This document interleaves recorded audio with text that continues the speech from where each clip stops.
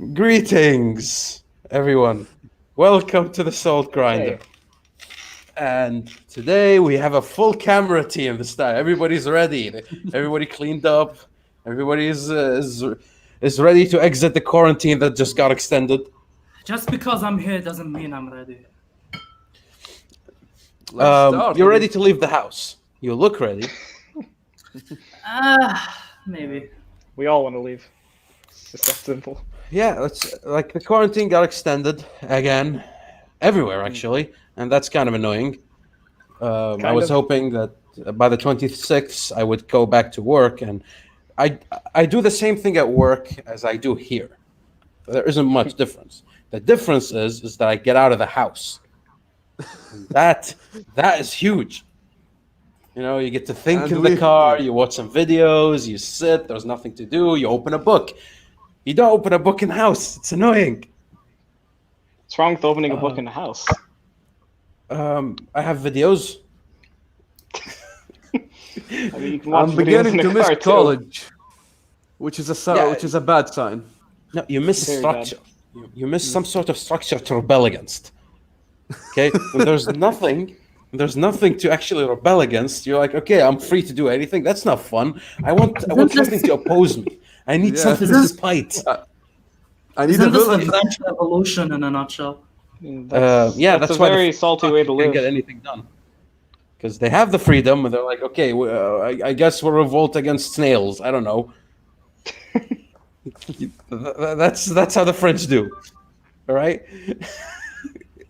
But yeah, I assume you guys can agree on this, which is like, generally speaking, the only reason we want like work, college, anything like that is just to have something we hate, so we can focus on the things we like.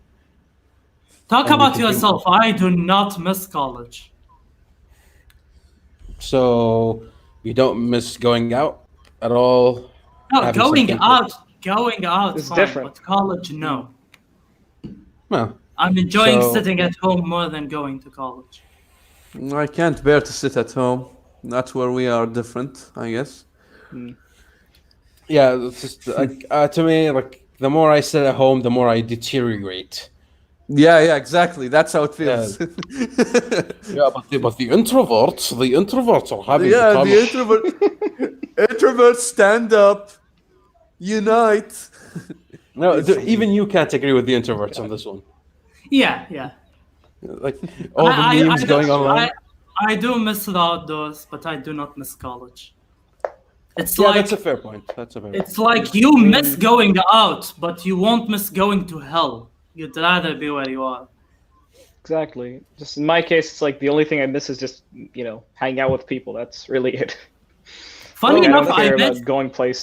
funny enough, I miss high school, but I would never ever miss college. Why? What would I? I what would understand that. I take? would understand that. High I could school understand. or college? I'm not sure which one would I pick personally. No, because in high school, nobody cares about One second, guys. Sure. In high school, nobody cares about being cool or looking cool or all of that. It's just people suffering, and they're laughing and being goofballs on the fact that they're suffering together. And some people are like, "Oh, I hate high school, but as soon as I leave it, I miss it." Dude, in 12th grade, as I'm in high school, I'm like, "Holy shit, I'm gonna miss this." Like, I know I loved high school.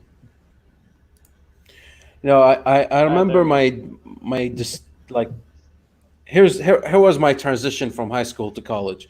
I'm done with high school. I remember my name, the people who graduated is always in the newspaper, and the only reason I know this is because my dad like cut the piece of the newspaper where my name is, and he gave it to me, right? And I remember taking it, and I'm like, what do I do with this? And I guess I'll put it there. And then throughout the first year of college, I've had the same like tone the entire time until I got a car, when things changed. The only reason I prefer college is because I get a car and I can skip whenever I want. This isn't a college thing. This is an 18 thing. I know, which is, but I can skip whenever I want is not a 18 thing. I can choose to Yeah. skip. I Can't have really 6 can't do this. absences, and I can min-max it to Dude, to if I maximize skip, the times of absence. dude, if I skip high school, my teachers won't guilt trip me as much as my professors in college. So no, I still miss high school more. Ugh. Okay, our guys never do that. Okay, Yeah, so yeah. I don't know guess- if it's on you, if it's on your college or the professors themselves. It's everything, especially the people. Like, we made a career out of making fun of AUM, but AUK is a piece of shit. The people. Dude, the more I talk with people from different colleges in Kuwait, the more I'm happy that I got into the torture chamber that is Kuwait University. Dude, imagine a building full of people who do TikTok and full of people from California and full of James Charles. That's AUK. That's the campus. I would That- be fine if I I can't had say at a lot least of- one sane person with me. That's it. I gotta Yeah. There are say, no same people there. There High are school no now same really is like that. The same people don't go to AUK. Dude, It's that dude. simple. The best, the least cringe person we have is Khalid. Let that sink in. Wait. Professor oh, Hentai, for people who get the reference. Yeah, Yeah. yeah. He's like, just How is that guy even sane? AUM, AUK, ACK. Every time I go to these, Dude, at least he's fun to talk with. Do you know how rare that is in AUK? Holy Khalid shit. Freeman, yeah. It is quite a rare thing. Not only that, I guess it's mainly a pick your cons type of thing when it comes to all the colleges in Kuwait University or college in general. What are the cons that you're okay with? Fuck the pros. There are no pros that are worth it. You know, what are the cons that you can tolerate? You know, in Kuwait University, it's dry, it's lonely, and it's difficult. But that's pretty much it, right? In AUK, it's flood of homework, cringy people, and lack of structure. I think nobody that's knows it, I anything. think. I've Yeah. noticed that. And, you know, Each- if God really hates you and you major in anthropology, basically your job is to listen to people talking about Marx 24/7. No, So that's come on, Marx. that's the social sciences in a nutshell. It's just a bunch of Marxists. Yeah. You know, it's here's the thing: if you go to the science sector, nobody cares about politics, right? They're like, if it doesn't have numbers and it cannot be fixed with duct tape, I don't care.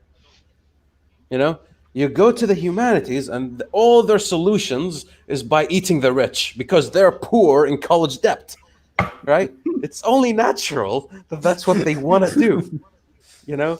And then you got the ladies; they're all the social sciences, and they love more. It's one of these things that like, okay, I want distribution of wealth. Okay, how about you give me some money then to give to the poor?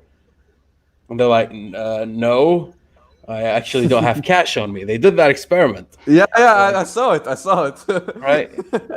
Says as they have like a Starbucks cup, you know, the symbol of capitalism, Starbucks, just sitting there. They're like, eat the rich.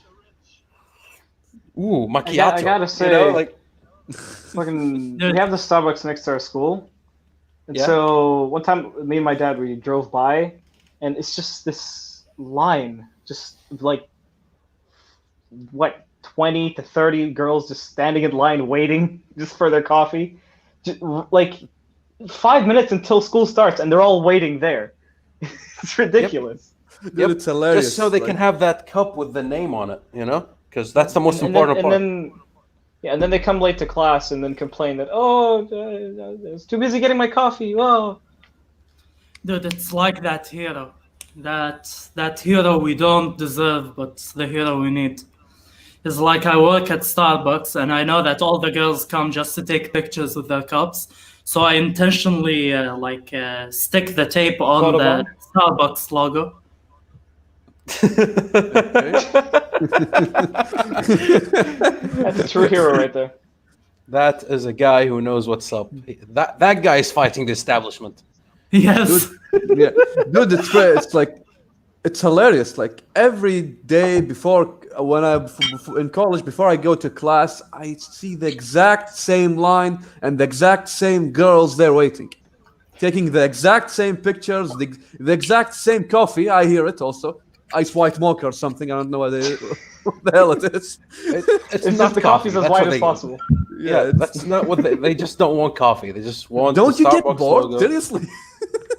They just want No, milk I and don't sugar. get. That's it. I don't get bored of black coffee. It's fine not to get bored, but for the love of Christ, don't take it from Starbucks. You know. Dude, how to make Starbucks coffee? Step 1, take the beans. Step 2, wash the beans to remove all impurities. Step 3, take that water and make coffee out of it. Yeah, pretty much. Where did Hamod go? I assume the same thing happened to him as you. Ah, It happens often. Don't worry about it. nice. So okay. So speaking of the quarantine and all that, let's get this topic out of the way, right? Curious to hear your guys' takes, which is we have right now every government in the world is extending their quarantine and increasing the authority of the police on enforcing it, right? England got Alright. 6 months. The U.S. They just expanded their quarantine. I think 4 months. Not sorry, 6 weeks and 4 weeks. Not 6 months. And all of them have that same pattern, which is like, okay, we're gonna enforce this more, and we're gonna extend the quarantine.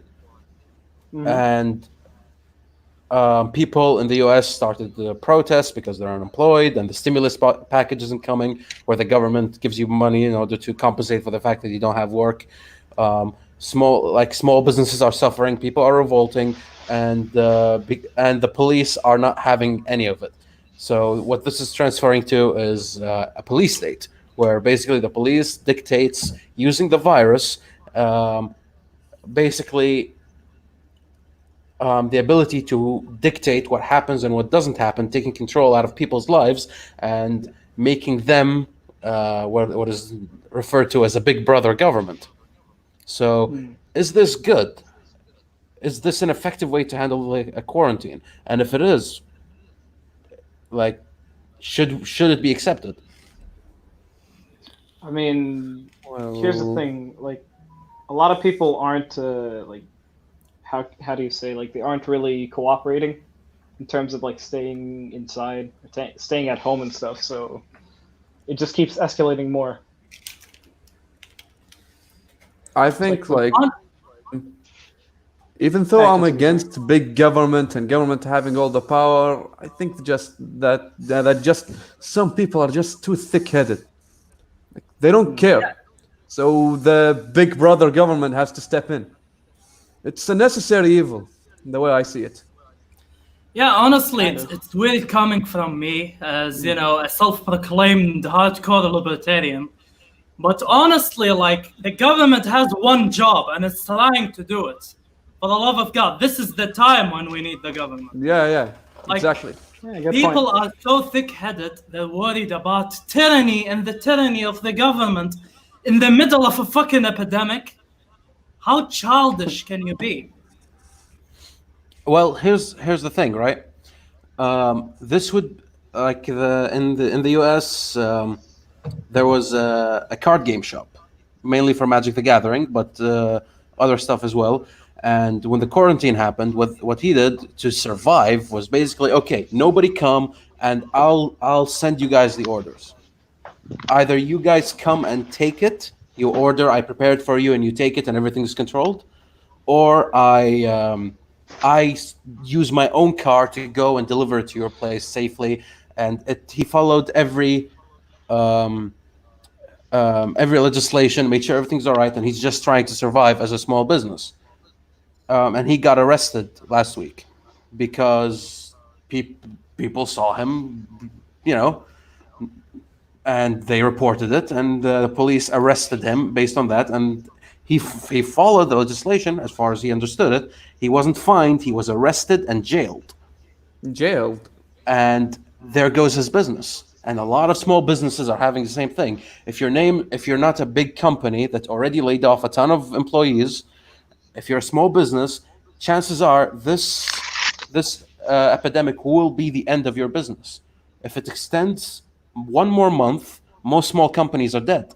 All these small niche companies, in Arasan's case, the wallets you take, that wallet, that leather thing you get, it's D&D stuff, card games, these niche specialized shops that rely really well on a core audience, these businesses will die. And what these businesses want is an ability to actually do the right things to get the right thing. But the panic of the epidemic, giving the government too much authority, would, in result, destroy all the small businesses. Yeah, And- here's the question. Should we blame the coronavirus or should we blame the government because it's the easy thing to do? Like, I look at this very scientifically. What does the government gain from doing this? They gain nothing. They're only doing it because they know the fucking crisis that's going to happen if they don't put things in control. I'm not saying the government is very efficient at doing this. They probably can help small businesses. I'm not saying they're very efficient, but saying the government is turning tyrannical, no, the government is panicking as much as all of us. Honestly, Isn't that the You problem, though? Because here's the thing. Hungary's government basically froze parliament, and it's like, okay, prime minister right now has dictatorial authority until stated otherwise. Until stated otherwise. He can easily not remove that and immediately become a tyrant. And remove his political opponents during this time, remove irrelevant parties, and eventually take over the country.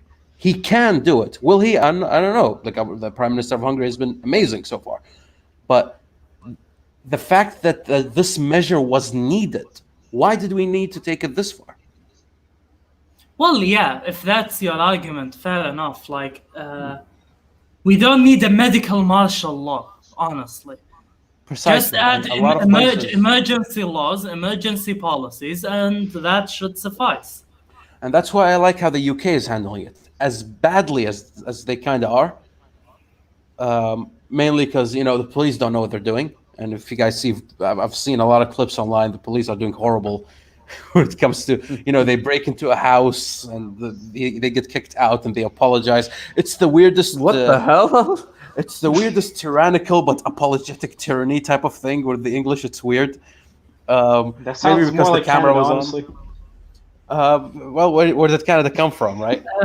Okay, hold on. Good point. We have a question in the comments. Sure.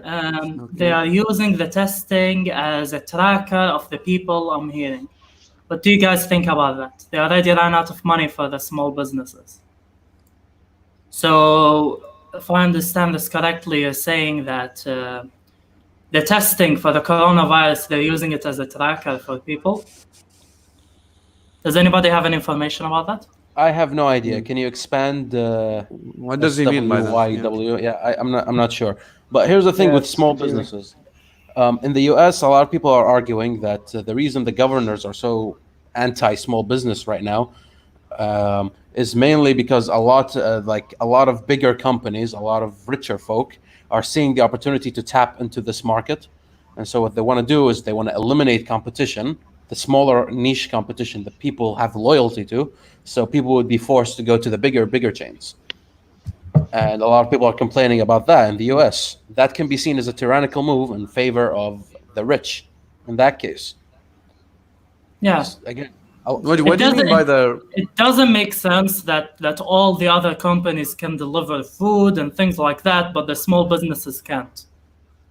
right? And Yeah. and especially if they're following the procedure, but because they're not a big company with a ton of employees, like Small that guy who businesses, was they delivering. could be as essential as the other businesses. He's So hand it's like- delivering. Not even about essential. The business is essential for the business owner. They're trying to survive. Yep. Yeah. And Like I've heard a lot of calls online, which is just, guys, if you have a local game store and you have the money to spare, just buy stuff from them, even if you don't need it. And the reason they say that is because if you don't buy now, this business is going to close and you're going to lose it forever. And a lot of niche businesses, and I assume we're all agreed on this, small businesses have a flavor to them, have a uniqueness to them that makes you want to buy from them. Usually, they're not just retailers. They usually make their own stuff. Their stuff is really specialized. Yeah, a certain charm. At least it's made Usually with. it's more interactive with the local community. They reflect the local community, and the local community thrives based on them. Like the gaming store we have here in Kuwait, Good Game. There's a community More that's rooted formed. in, basically. Yep, this is I know about this. But basically, a lot of the decisions that are happening are not strictly from the big federal government. It's from the governors of the states, and a lot of governors are just making horrible calls, and especially without a stimulus package coming because of the Democrats blocking it right now. A lot of people are just finding themselves running out of money, running out of food, running out of necessities, and Wait, what? eventually. Running out of necessities? In this, Yes. How? The Democrats are blocking the stimulus package. Oh, okay. Don't know no, about this. wait, we already talked about this. You All right, heard about all this right. before. Let me catch you up. All All right. So the Republicans, a month ago or something, they skipped recess. Okay, and recess is when they have break in the parliament, right? And they skipped it to pass this emergency bill, the stimulus package, in order to make sure people have what they need. And the Democrats came back from recess and blocked it. And the reason they blocked it is because of, as quickly as I can summarize it, is because it's not diverse enough. That's what they're saying. Right? Wow.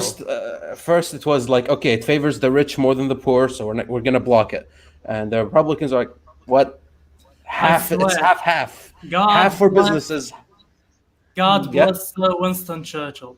Communism is the equal share of misery. Yep. And right now it's like they want to like add more stimulus, for example, for people of African American descent or stuff like they just want to add a lot of complications to it, and the Republicans are tearing at their heads. It's like, we can't give you this. If we give you this, you win. You win, and you're extorting us, right? You're extorting our care for the people at the moment for this shit. And the Trump polls keep going up. I wonder fucking why. It's very odd. And again, the governors are doing a horrible job. And the question comes: the more you take away responsibility from the people, and the more you give it to the governors who have alternative interests, is this a good idea?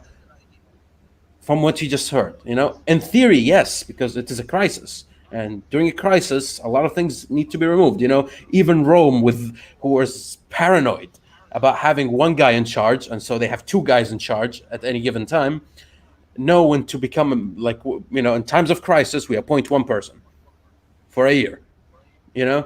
So I understand that, but also there are places that are a bit too big for one person to run, or one party to run even.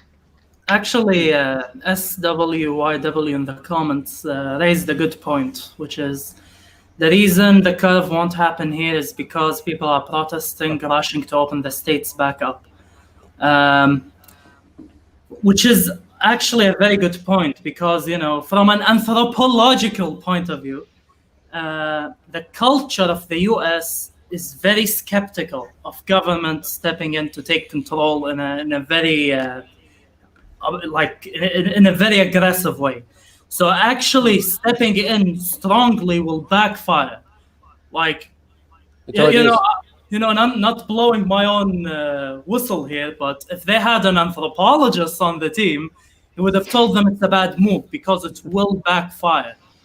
Because of the culture of the US, the Second Amendment, the culture of the US is very skeptical of the second the government becomes tyrannical.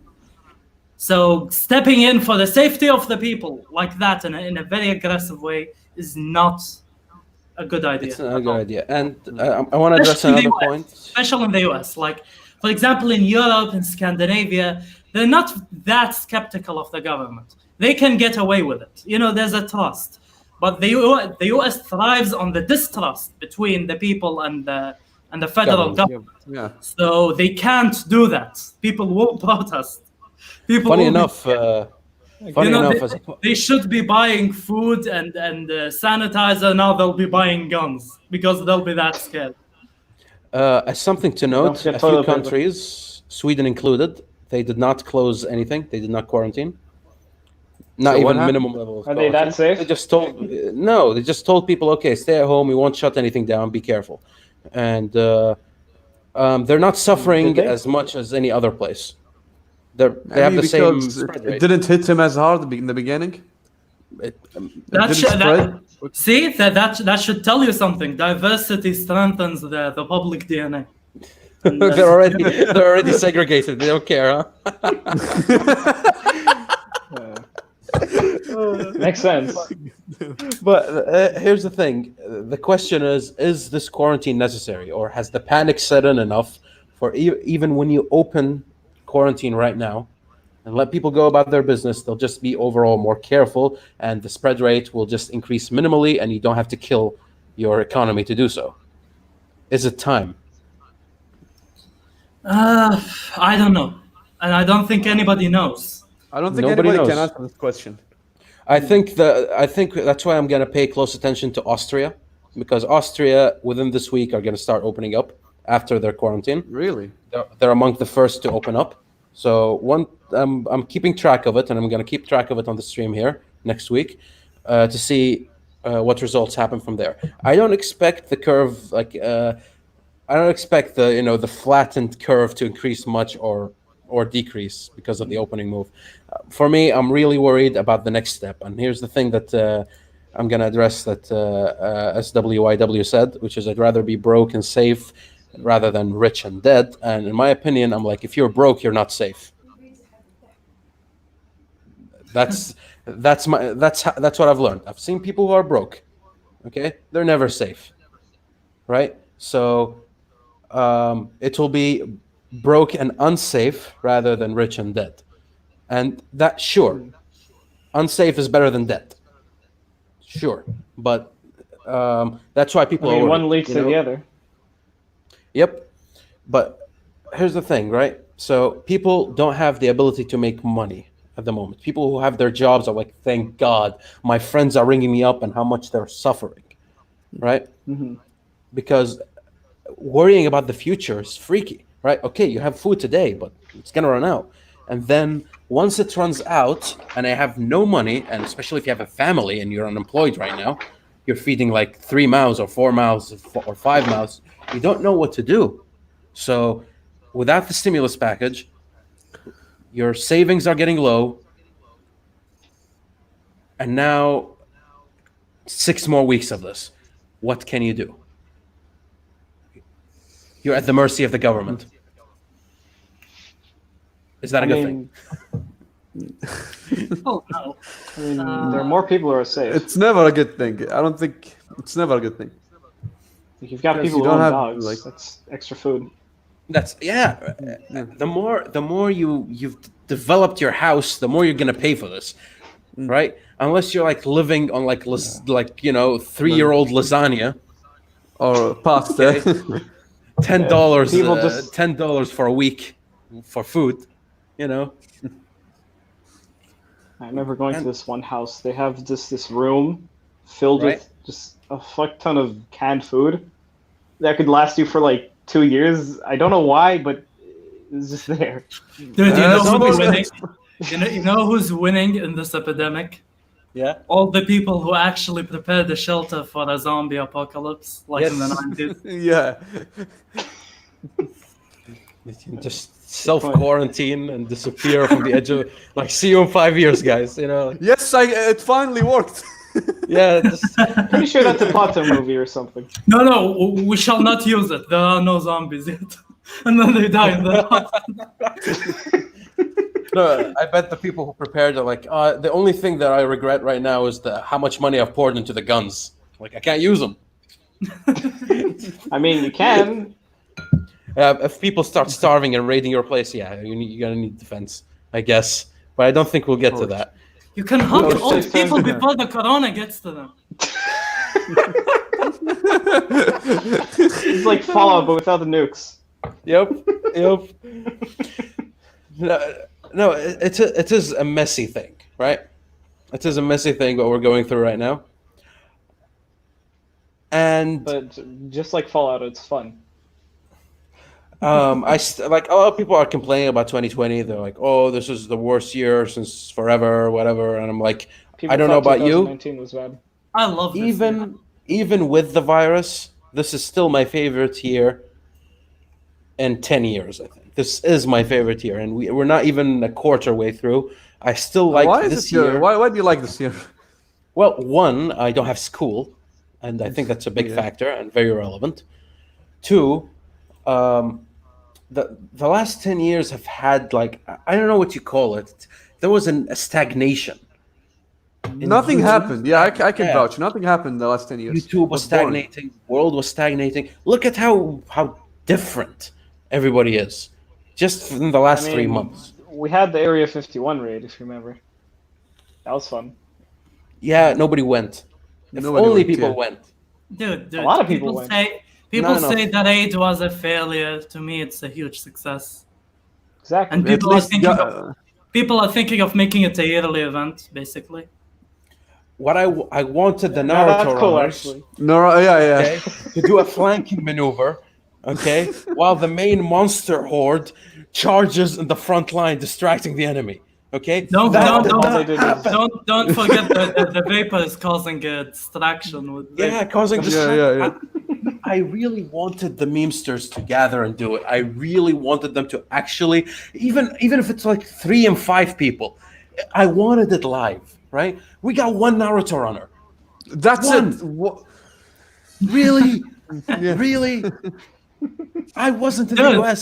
Dude, you can I say went. anything about it, but honestly, they achieved something that, to me, that is the success. At least they The tried. The chant, clap them cheeks, clap them cheeks. No, I remember The fact that they watching went like and did it is enough for me, honestly. I opened like a live stream of the raid of Area 51 raid, and I'm like, click, and I'm like, I'm gonna see something, right? I'm gonna see something interesting. I'm gonna see people dancing. I'm seeing people like activities, and what I saw are like cars because there's no light, car lights, and like conspiracy theorists exchanging contacts or something.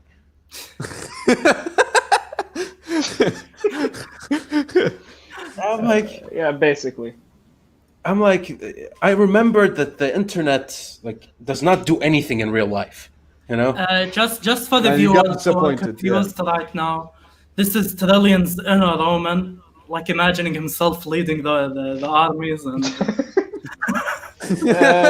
Just play Warhammer. It's that simple. No, it's not. It's just to me the grandeur wasn't enough for me. I wanted the internet to prove something to me. That Okay, would have been and history, to be honest. That would have been history. Dude, it would I have mean- crushed this stupid epidemic. All right, the fact that people people are happy about like we planted 2 million trees. Lol. 20 No, million. the raid. That matters more to me than the 20 million trees. All right. If that raid happens, that shows true power. Yeah. Not clicking 3 buttons and feeling Like good the about trees yourself. happen- No, and then I'm they got paying burnt down $1 or immediately. 2. Yep. know, Besides, one guy in Wuhan eating a bat did more to the environment than your 20 million trees. Go fuck yourself. All right? It was a woman, Alright. but okay. Whatever. 20 million people stream's trying to lagging fix for the. It's fine. It'll reset. Okay. Yeah. What's with those guys with that in their Twitter bio where they say climate activist? Streams like It's too cool to be a climate activist or something. Again, can you Or it's repeat not- that? I'm confused. Hello? Like those. Don't worry, you'll jump blue back in. Don't checkmark- worry, Bobby. Those blue checkmark Twitter guys who write in their bio, climate activists. Right? Self-proclaimed climate activists. Self-proclaimed climate activists. I've been huggers. seeing more and more of them. Yeah, tree huggers. It's very simple. If you don't have a cause right now, the SJWs have a bad rep, so you can't really join them at the moment. So what's a safer alternative? You make yourself Just care be about the a environment. tree hugger, as you said. Huh? Yeah, just hug trees. Don't look weird at a guy who has a plastic bag, and you're good. And now you feel good about yourself. It's foolproof. It's very simple.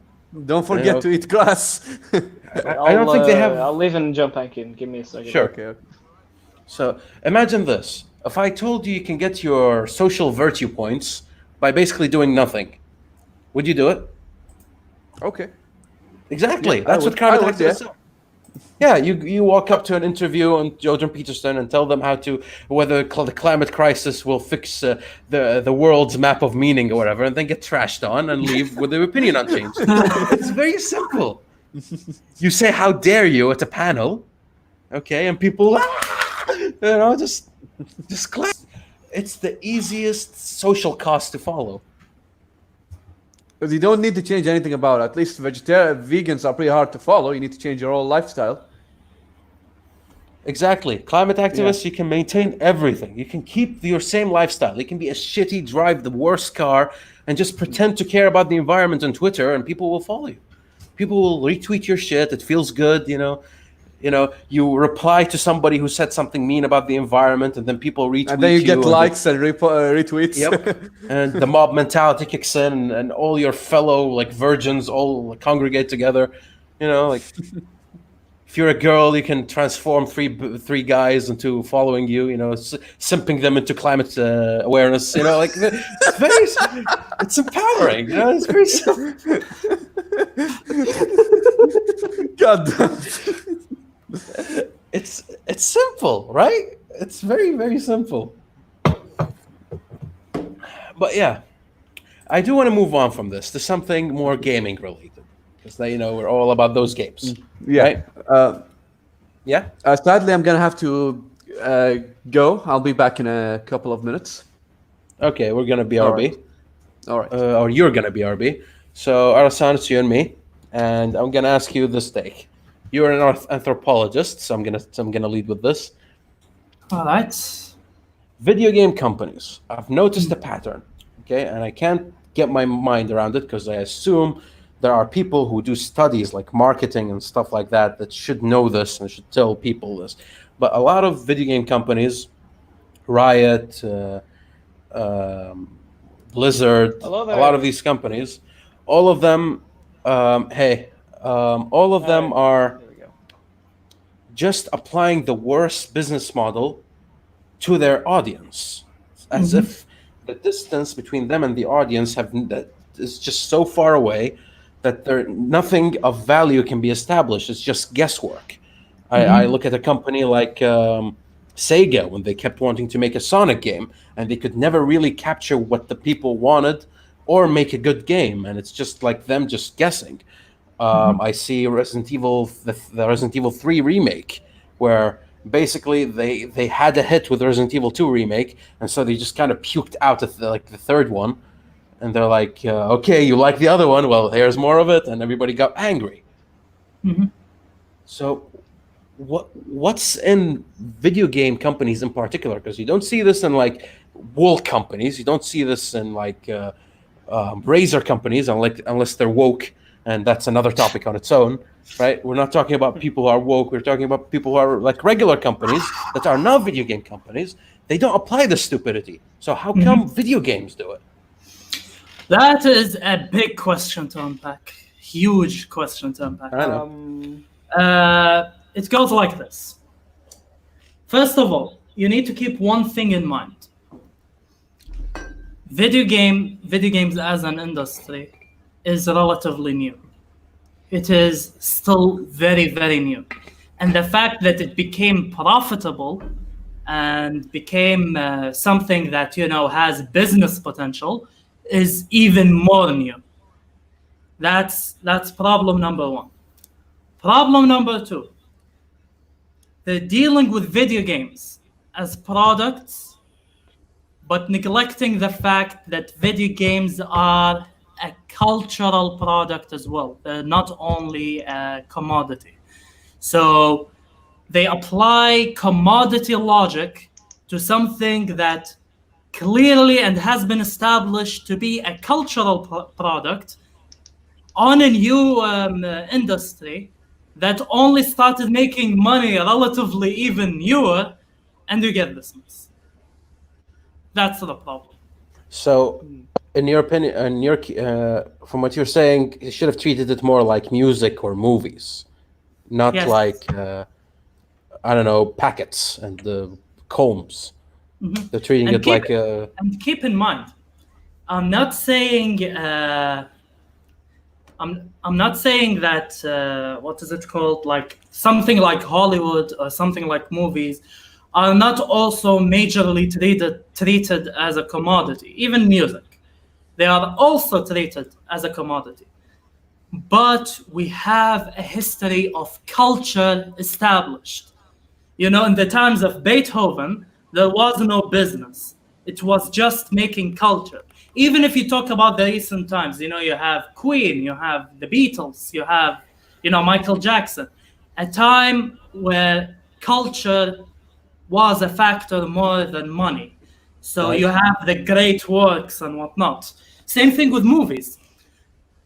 Games as an industry is new, and it happened in the era where like commodity took over culture. So it started in a shitty era. If it started way earlier, you wouldn't have had that. Funny enough, that's why like the early age of video games was the best, and people say, oh, the old games are the best. Yeah, because that also happened to music, that also happened to movies. But for games, it was a very short amount of time. Extremely short. You know, industrialization and the fucking 21st century happened way too soon for the gaming industry. Good point, actually. And here's the deal. You cannot solve the problem of the gaming industry alone. You want to solve the problem of the gaming industry, you have to solve the problem with every other industry, which is culture versus money. That's the big question that you have to solve. What's your take, Fervid? I mean, honestly, like, if you think about it, when it comes to like culture and gaming, like, right now we still have good or how can I say, we still have good games that are still coming out. Like, sure, there may be a lot of bad ones, but like, I don't get exactly what you mean in this case. Well, look at Blizzard when they did the tournament, and the Hong Kong guy said "Free Hong Kong," and they immediately banned him and took his reward money. And then when people got angry, they were like, "Too bad, I guess." And so people just started just leaving and boycotting them. That's a horrible move to do, right? True, but like at the same time, there are some good companies out there that don't do shit like this. Correct. But How most many? of them aren't. How many? Oh, I can count them with one finger. Not one. I'd count them with two. Two fingers. 2 fingers. All right. 2 fingers, One and of one of those- them is slowly going down. Yeah, it's fluctuating. That's why it took me a second, right? So I mean, who are How those come? two companies?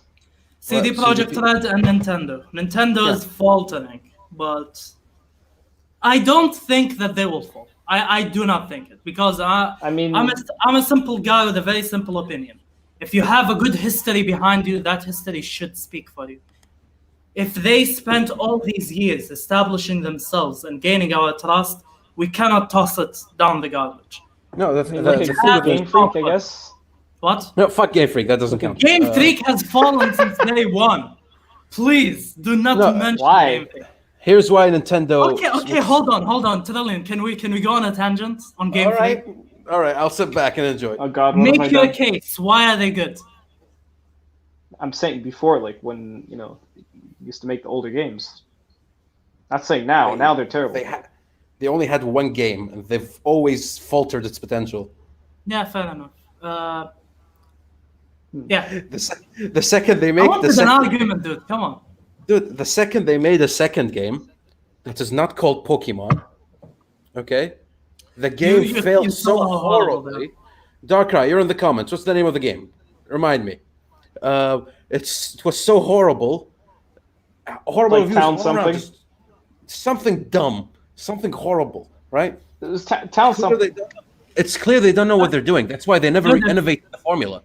Dude, it's not even the first non-Pokemon game they made. There was this rhythm game on the 3DS. It was by Game Freak. I played the demo. It's like, no, please. Was it Shuffle? like- Pokemon Shuffle? No, it wasn't Pokemon. It was a rhythm game, a rhythm man, okay. something like that. A rhythm knight, I think, called. It looked like Ubisoft ran out of money. Game Freak, here's the thing. Every good Pokemon game that I can say is a good Pokemon game, minus Platinum, which was like by accident, right? Like Diamond, Pearl, Platinum. They were made by other developers who were contracted. Mystery Dungeon, etc., right? Pokemon Ranger, all of those stuff were made by other people who took the formula and innovated on it and added more flavor. What the Pokemon Company does is basically Every good Pokemon Reskin. game that is not Gen 4 has been developed by people that are not Game Freak. Let that sink in. Good point, actually. Makes sense. Yep, and they have a gold mine. That's my problem with Pokemon. Pokemon is a gold mine, but not in Game Freak's hands. Do you know why? Yeah. These other companies are making a Pokemon game. Game Freak are making merch. That's the difference. Yeah, fair enough. They are an empire on their own, right? And they're like they just make a product. It's the thing you said. It's like, Yeah, okay, it's let's like just Star make Wars. a product. Every problem in the world leads back to capitalism. I swear. Further, I made this argument to Trillion. I made it to other people in stream. I'm gonna make it to you. Yeah. Okay. If you have a bakery, have you ever seen lawyers look at the bread and interfere with how the bread is made and tell you, no, don't use this ingredient, use that ingredient? No. Have you ever seen someone who does plumbing and then doctors come to him and tell him, don't do plumbing like that, do it like that? No. Where are you No, going with this? no type of profession interferes with the work of any other profession, except businessmen. Businessmen interfere in the creative process. They interfere in every process. You have Look at businessmen EA. in a gaming studio telling them, don't do that, do this. You're a businessman. Fuck off. Exactly. That's EA's problem, right? It's capitalism. It's capitalism. And I know Trillion will say, actually, it's not capitalism. I know. No, we've been through this. I like we to know give we a are on the name. same page. I like to give a name and face to my enemies. Fine, but here's the thing. And I'm not going to dispute anything. I'm going to give you guys more examples. Blizzard's move, again, going back to the Hong Kong thing, free Hong Kong thing. The reason they decided to immediately hit him was because probably the businessmen were afraid that would alienate China. And they would be like, oh, we don't want anything to do with you anymore. And suddenly they lose the Chinese market. And the Chinese market is like, at this point, half their product. Right? So they did it strictly. They alienated one audience in favor for another, thinking they can save both. What? Right? And that's how a businessman would think. A company like CDPR would release a trailer for Cyberpunk, right? And the diversity gang would attack them, and then they pull a passive-aggressive response. We're sorry you got offended. That's what they said on their Twitter. They never apologized for saying the thing or doing the thing that was outrageous. They're like, we're sorry you got offended. We're sorry you were little bitches, basically, right? And then they sat, and they didn't give a fuck because they have a stance, and it's gamer first. Good games first. Good product first. Nintendo are kind of like that too. but their approach is more, because they're less edgy. They're more like, okay, when we make games, we want to make them as inclusive as possible. We want to include as many people as possible, and that's going to be our gig, and we're going to stick to that, and we're going to produce good product, and with the exception that it's inclusive. They decided to go for the casual market instead of the hardcore gamer market that the PS4 and the PCs are going for. Right? Actually, I made this point before on stream, but I'm gonna make it again for Fervid. See, people think the notion that people have is that games started casual and then people discovered competitive gaming. This is historically false. Games were always difficult. Games were always niche. Competitive. Casual gaming is a Nintendo invention. They had the vision that we need to make games for all members of the family. Games that are not about difficulty, but games about bringing people together. Nintendo invented casual gaming. That's the part that people don't talk about. Games as old as man usually were 1v1s, where it's mostly brain or luck that determines the factor. When people started making video games, it was usually always about overcoming an extremely difficult task. That's why the old games were so difficult. And that trend kept going, but then like simulator games started coming. No, Mario was also about that during that time. It was like, look at Mario in Japan, right? Mario in Japan was hardcore, the lost levels, like it was, just destruction, right? But as more time passed, they realized like that they can make games like Harvest Moon, where it's more about the problem is it's so difficult that you cannot fix, and it's about like its satisfaction, doing tasks, doing things, completion stuff, not just overcoming an extremely difficult task. And and it started making more money because people who would never be able to play video games suddenly were able to have an introduction to it via the simpler format. And things keep moving. It's like, I agree with that. Nintendo kind of piloted this. Point. And actually, if I remember, that's what made the Wii powerful. And actually, that actually translates to what you said about not treating your product like a product, but treating it like a cultural phenomena. The way the Nintendo Wii was supposed to do is basically they studied their core audience, the gaming audience, and then they were like, okay, they worked upon that. We cannot compete with the PS4 and the PS3 and the Xbox 360. So what we should do is we should pursue a different audience and make it a less powerful device with more casual capability. And then they studied what makes casual fun. And then when they did their advertisement, they made sure to target like moms and dads and families instead of like, the zit-covered double-chinned gamer, right? And it printed money, right? And that's because they treated it like a cultural phenomenon. It was a cultural explosion. I mean, then what happened with the Wii U?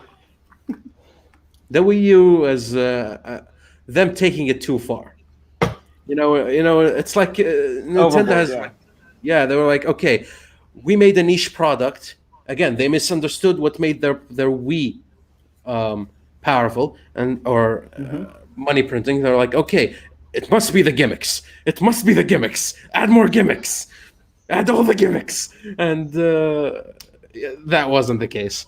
They threw in a Zelda game and then it flopped. That's it flopped on everything. They did the same steps as they did for the Switch. They added Smash in there.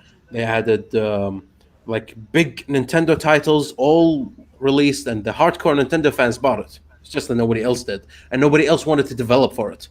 Look at the Switch now; has every game in existence, and I'd say the Switch is a mix between the Wii and then just the PS4 kind of thing. PC games. No. I have the best analogy for it. I have the best analogy for it. All right. I imagine them sitting in the discussion and they're like, It's like big game. The Wii had a Joy-Con. It had a remote. The Wii U had a screen that you hold in your hand. And the 3DS was portable. Let's put all of these together. And it was successful. It's like that one fucking meme with the pen and an apple or whatever. That was their thought process, basically. No, it's like that. Uranium, atom. Japan is gone. All right, back. I'm Guy. Yeah, he's I'm back. back. I'm in. Hi. Welcome back. To catch you up, we were talking about why video game companies suck at actually doing proper business moves, and Arasan suggested that it was because they're treating their shit like a product and not like a cultural phenomena, and so a lot of people are constructing it like they would construct a Panasonic hairdryer, where what you should be doing is constructing it like a music or a movie. Yeah. Exactly. Yeah. And then we just started attacking Game Freak, and then Nintendo, and then everything else. Nothing new. Just as But usual. yeah, what's your take on it? And there is one. Yeah, go ahead. I wanted to add. Let's... No, okay. I mean, what he said is right. Like, they should treat games as an art form. Just like how they treat movies, just like how they treat music. We can it's hear not you. some like the devil's tool to teach kids violence. It's an art form. You should. It's the same reason why you should hire writers to write your story for a game. I mean, that's one thing, right? Which is that. And here's the thing, and Arasan, I want to ask you on this because to me, it always comes back to just hire an anthropologist, right? Like to me, that's like the keyword solution to approaching any problem in the world. I mean, in all fairness, my explanation isn't really an anthropological explanation. I know, but here's the thing: if you want to build a game, let's say, and the game is a platformer, and you're a big dick company, right? Mm-hmm. And it's the first, you don't know you never knew about platformers. You're making it, you're really excited about making it, and you want to understand what makes a platformer good. Wouldn't it be better if you hire somebody who knows what they're doing? Well, yes.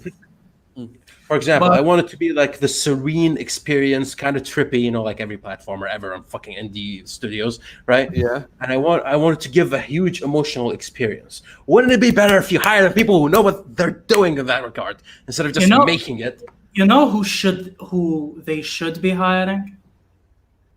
Yeah. The game critics, and I don't mean shitty game critics. I mean people like on YouTube.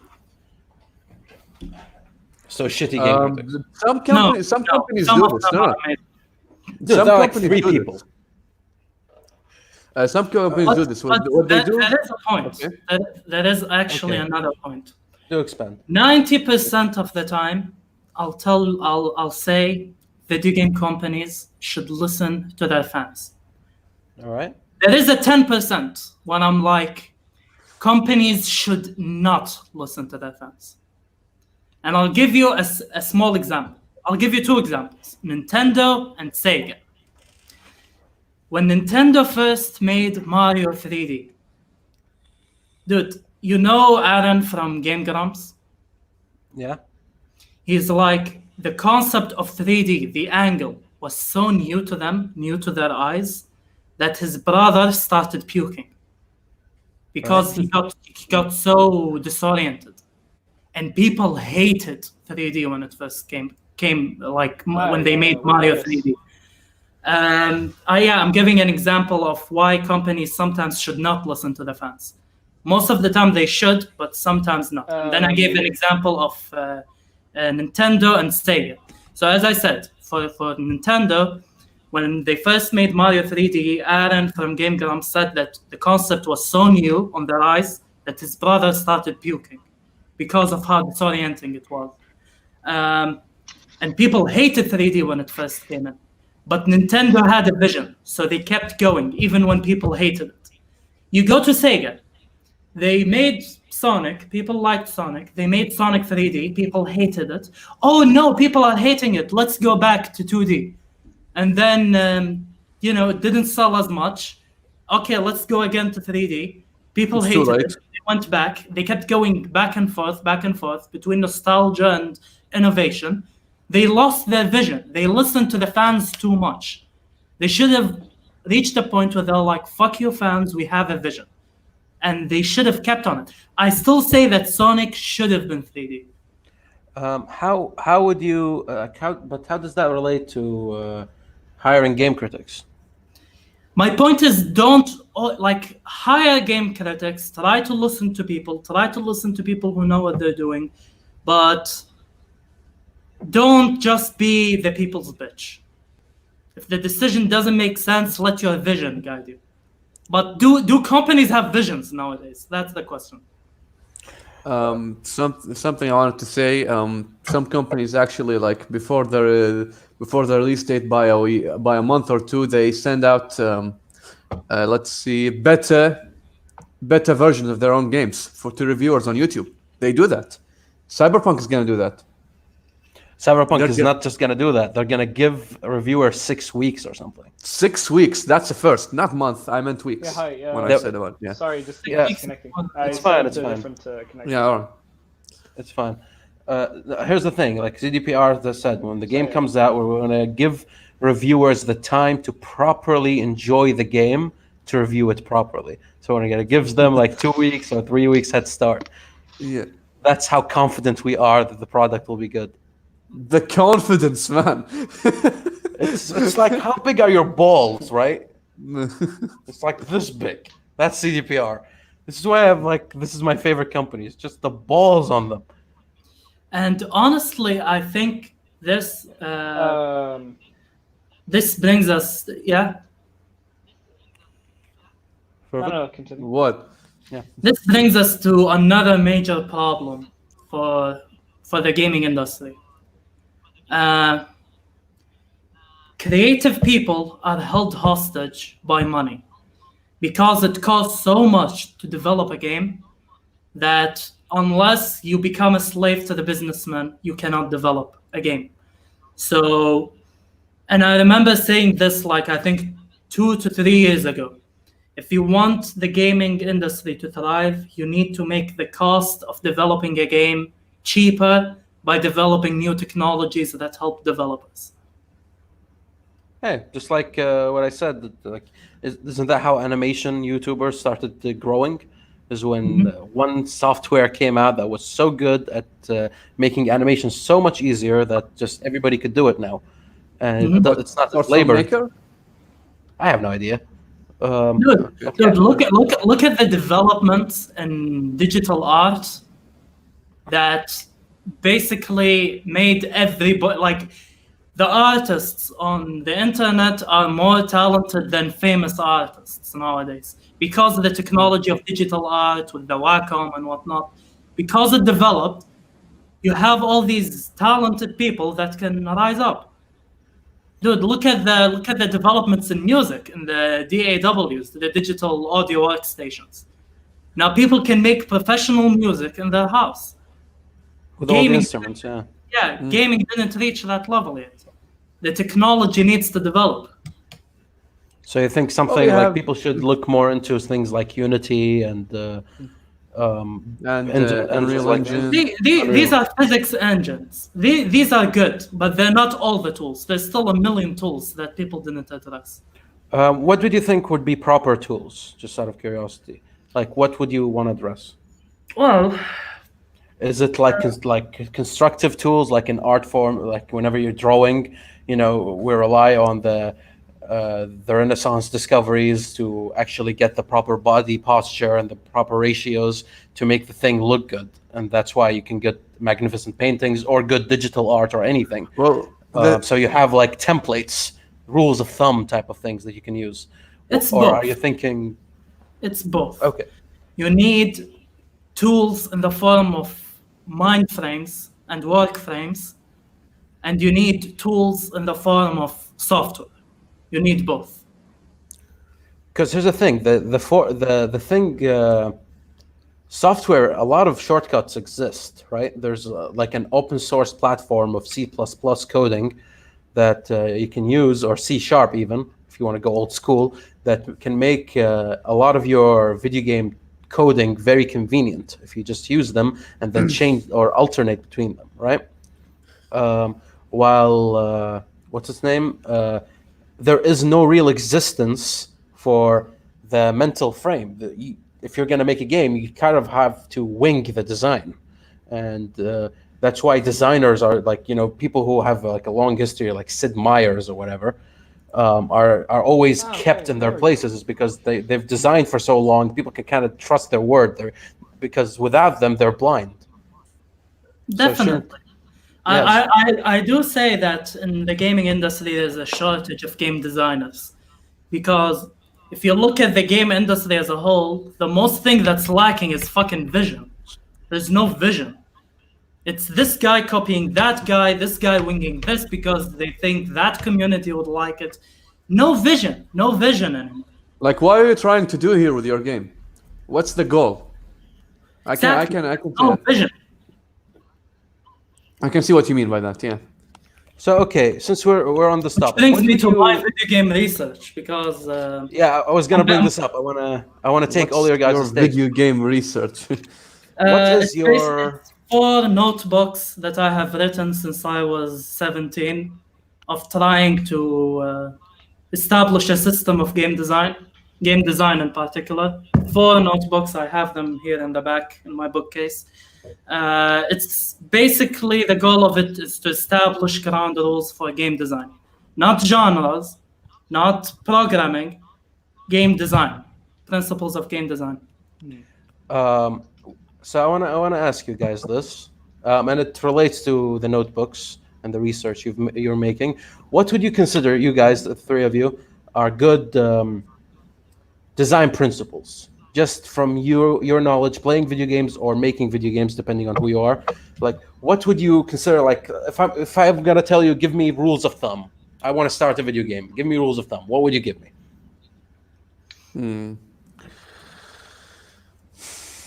And again, if possible, make it moddable. If possible, make it moddable. This will greatly increase the lifespan of the game. Okay, that's horribly technical. Yeah. No, it's good. Yeah, I don't know, just popped up into my mind because it pisses me off. Games that should be moddable aren't moddable. Give me examples. What games are you thinking of? Let's see. Yeah, actually, Fervid, what? While Hamod thinks? Something really simple to keep in mind is just, the player is, key. You got to focus on the player's enjoyment rather than anything else, really. Yeah.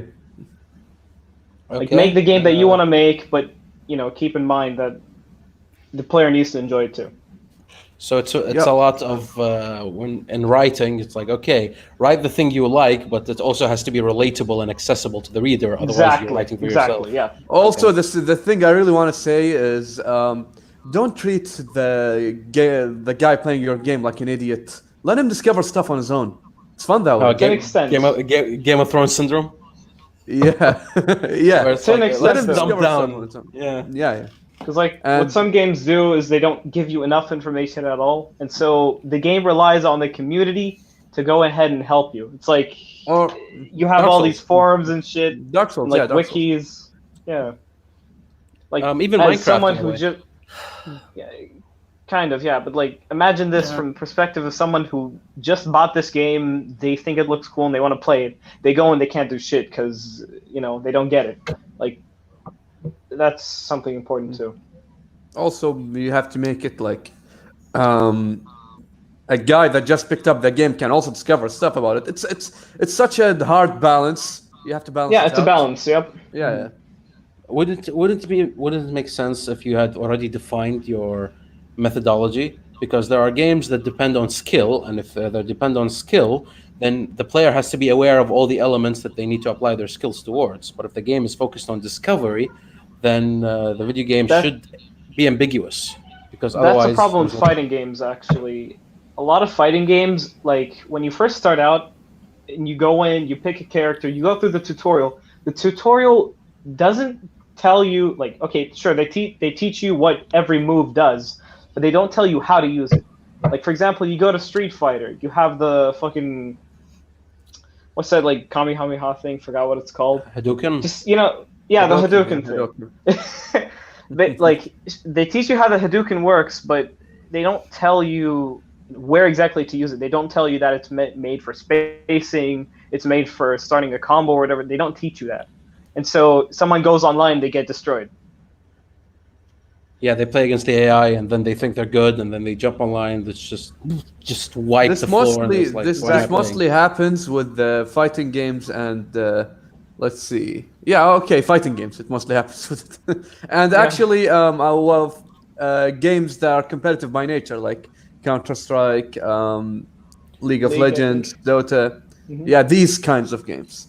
Yeah, there's a do's and don'ts that are not really expanded upon within the game tutorial. They just kind of teach you the basic controls, and you're supposed to just get fucked until you learn. But for example, that's why I would commend GDPR yet again for their game Gwent. What they did is first not sponsored by Gwent here. Not sponsored. Not sponsored. Yeah. What they would do is they give you a 3-stage tutorial after the thing, just to teach you the game mechanics. But on YouTube, they have guides made by them to teach you the competitive flow. So if you have no friends and you don't know anything about the game, you just play the tutorial. Now you want to learn how to build a deck, how to play in a competitive scene, and how you should count your cards and all of that. They have guides for that on their YouTube channel. That is directly accessible. Yeah, that is pretty genius, honestly. As long as they actually, connect any players to these videos in any way. Like, for example, you go into the game and they drop these kinds of links. That's good. They do that, then they stopped. I don't know why. They should have just had it there, in my opinion. Should have just continued, huh? Mm-hmm. Well, I haven't given my answer yet. Yeah, I know it's going to be a long tangent in your case. That's why I'm letting the people have fun. But let's hear your take. Okay, let's chillax and hear out the Arasan talk. You're gonna stay here for a long time. If I'm gonna give you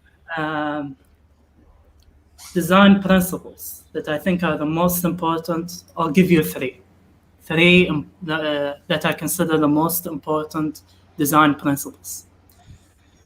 The first one is you need to understand that game design is like cooking, in the sense that the sum of all ingredients is greater than its parts. So what that means is do not have one aspect or two aspects of your game that you half-ass. Like, for example, the visuals or the music or something. The game experience is a mixture of all of these ingredients together. As a hedonist, I noticed something about myself. Even if something is insignificant, even if an event happening to me is insignificant, if at least 3 of my senses are stimulated, it will stay in my memories forever. For example, the place smells nice, the temperature is right, and the visuals are beautiful. That memory will stick to me forever because 3 senses were stimulated. So when it comes to game design, do not neglect any aspect of it. Game design is the mixture of all of them. A dish is the mixture of all ingredients. If you have a good burger with a piece of shit in it, it's still a shit burger. It's about the mixture. So do not neglect any aspect of it. Game design is greater than the sum of all of its parts. The second principle I would say is something that I said on the Salt Grinder a long time ago, which is understand the difference between a feature and a gimmick. And the difference is, as I explained, if that mechanic on the long run becomes a hurdle to your gameplay, it's a gimmick. If it starts, becoming an obstacle, it's a gimmick. If it starts improving the gameplay, then it's good. So, for example, is the brush art in alchemy, is it a gimmick or is it a feature? Well, if you keep playing the game and you reach the middle to end, do you feel it helping you or hurdling you? If it's helping you, it's a feature. If it's hurdling you, it's a gimmick. And spoiler alert for alchemy, it helps you a lot. And the third most important thing about game design, the third most important element, is that game design is not only about space, it's about time. Get your pacing right. Your pacing when you play the game should be right. You shouldn't have parts that are so slow. The battles take too long. Let's say the loading screens are slow. The pacing is important. It's both space and time. These three principles, get all your ingredients correct because the sum is greater than its parts.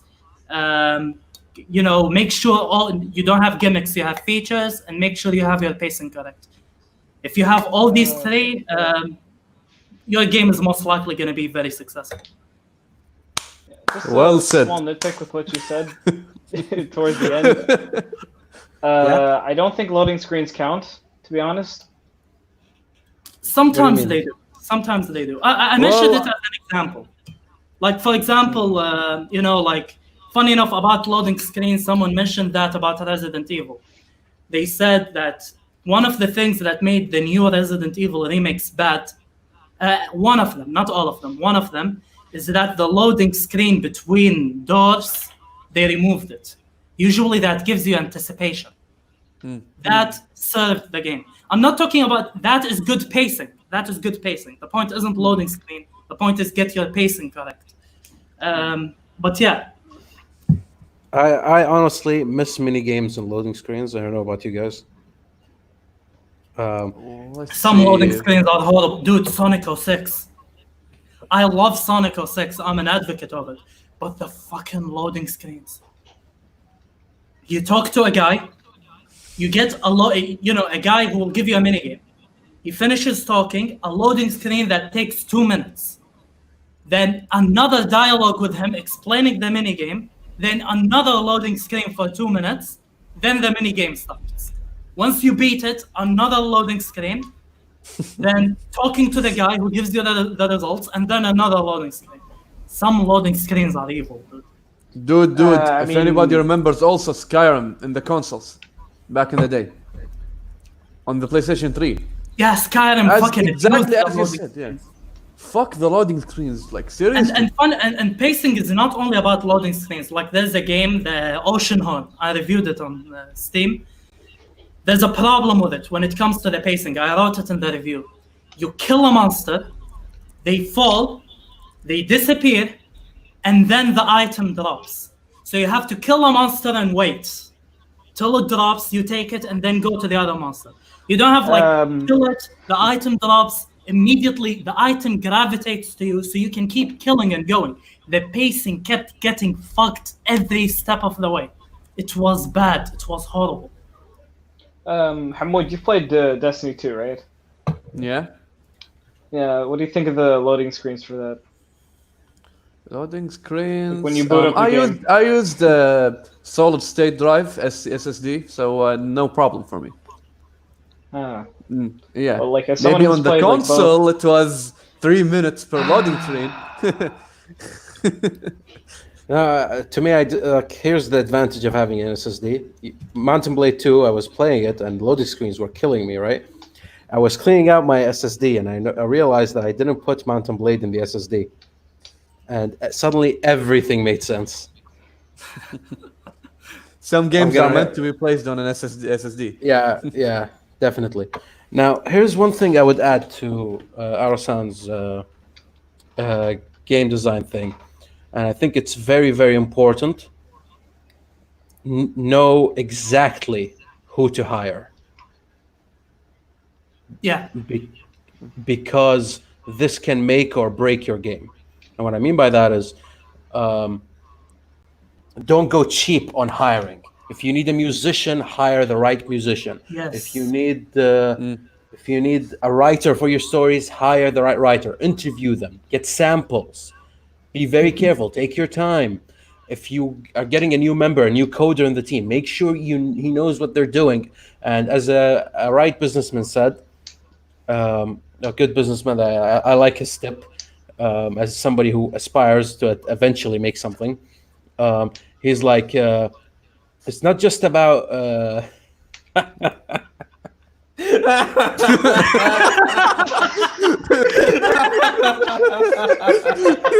There we go. Thank you. Don't hire Nomura or Kojima. You're right, Hassan. We shouldn't hire. It's caught me off guard. God damn it. But here's the thing. Yeah.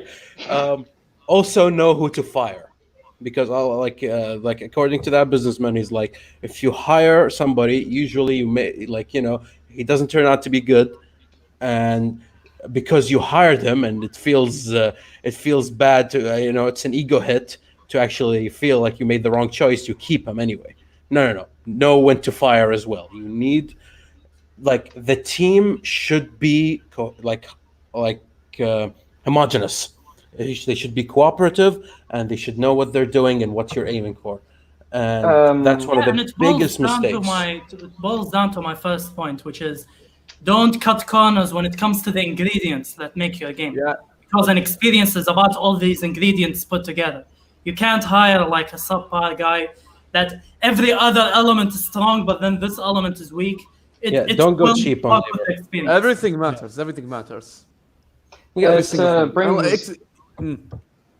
brings something up. You guys know the story of Avatar, the movie, and the last Airbender, or the fucking blue guys, or the alien stuff. The alien one. Yeah, the blue guys. Yeah. Basically, you guys know how much the budget was for that movie.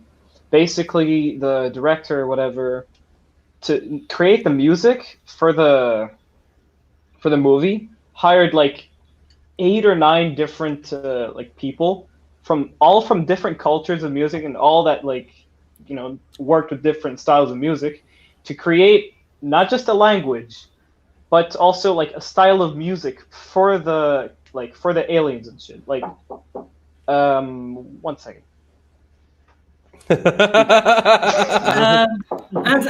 As he comes back, fun enough about loading screens, that's another point for Haunting Ground. In this game, the castle is huge. The castle is an entire game. There's not a single loading screen. The whole castle is rendered at the same time. Right? Dude, you know what fucking kills me? And we've already had this conversation. I'm gonna keep bringing it because I can't have enough of it. Which is the new Minecraft Nether update beta came out, and we were messing around. I was streaming it on the Salt Grinder Discord, and we were just sitting there and we're just exploring the new Nether, just looking at the new stuff, and suddenly this music kicks in as the dusty, Dark Soulsy background starts floating about, and all of us just are having our ears are just having orgasms at the same time. Here's the deal. I have this question for both Trillian and Hamod. The Nether update will hit, and you guys will play it. That moment in the stream when we were sitting watching the basalt biome and listening to music, do you think you'll ever forget it? No. Moments like these, I will not, to be honest. Exactly. That's the part of the ingredients, the right ingredients, especially music. All the ingredients matter, but people usually when indie studios make a game, the first corner to cut is music, which is the dumbest thing to do. Music is what makes a game memorable. Here's the funny part. I am surprised that in Arasan's, if anybody's familiar with Arasan's research, he has the 5 geniuses system. Yes. And the genius of music. Right? And there's one particular one, the genius of music. And I'm surprised a contender isn't Minecraft. I'll tell you why. Minecraft isn't a contender, nor will it be a contender. Why? It might be a contender, but the thing about the Genius 5, they have to excel in that category above all other categories. So what screws Minecraft over is that all the other categories are equally good. Oh, so they would compete wait. for... Okay, yeah, Hamod? Yeah, so we basically picked the games based on one merit that they they did so good on it. Let's say music or gameplay. In my research, there was a part where I boiled down all. You see all the jobs and the credits you get at the end of the game, different jobs. Yeah. I boiled it down to 5 main jobs, and these are visuals, music, mechanics or programming, music, visuals, programming, writing, and design. And based on that, I made the Genius 5, which are it's a personal list of the best example I can think of each of these categories. So if I want someone to tell them the importance of one of these categories, I point them to that game. And there are conditions for the game to make it on the list. They have to be good in all the other categories, but they have to excel in that one. So, for example, for visuals, I gave it to Super Mario Galaxy. The mechanics are amazing. The writing is great. The mechanics, the writing, the music is amazing, but the visuals is what made it excel. So this is why it's for visuals. So now if someone tells me, how far can we push the limits when it comes to visuals in gaming? I'm like, you could show them an example, yeah. Yeah. Okay, Trillion, the comment. I like this comment. Which one? What about music that doesn't necessarily have identity, but does a great job to enhance the work that it's in? Ambient music and sound. Where? Okay, here from Hassan. And the example, ambient music and sound. Let's say if you enter a cave in a game, the cave sounds, the atmosphere hits in, like dark, the sound of water hitting the ground, all that. I love these when games have this kind of music. It's something Minecraft's missing. I'll post something. What do you mean? I shit my pants. What do you mean? Play. No, it's not enough. I'll post something in the comment section, which is an example of an ambient music that has an identity, which is my point. Ambient music can have an identity. This is from Fatal Frame. All right. Who was your genius of writing again? Remind me. Fatal Frame. Fatal Frame. I cannot personally. I cannot wait for you to actually play and finish The Witcher, to see whether it takes over that seat or not, and why it would or wouldn't. Sorry to interrupt you. It's just I didn't get to finish what I wanted to say before. All right. So about the Avatar. So the director pulled all these musicians from different culture and stuff, and he told them that he wanted to make a language and a soundtrack based on the alien culture. And so they created this style that's pulled from different cultures but sounds alien at the same time. And so they spent around years just to build this entire culture in terms of music and language. And then towards the end, the director just said, okay, this sounds too alien, we don't want to put this in the movie. It was really stupid. So they spent years working on it. Yes. And then they replaced it with just generic European trumpets and shit like that. So don't do that, is what you're saying. Yeah. I got it. Yeah. Yeah, fair enough. I didn't know that. All I remember about Avatar, the movie, is that it felt like a cheeky Native American fuck white man movie. You know, that's all I remember. All I remember from it is that Obama watched it. Even 10 years ago, you still thought about that, Trillion? Like the fuck white man. Dude, I've been ahead of the curve. I was ahead of my time with this SJW crap. I was walking to females in 2010, telling them I'm both racist and sexist, and seeing how they react. Okay, really? Yes. His first meal after breastfeeding was the Red Bull.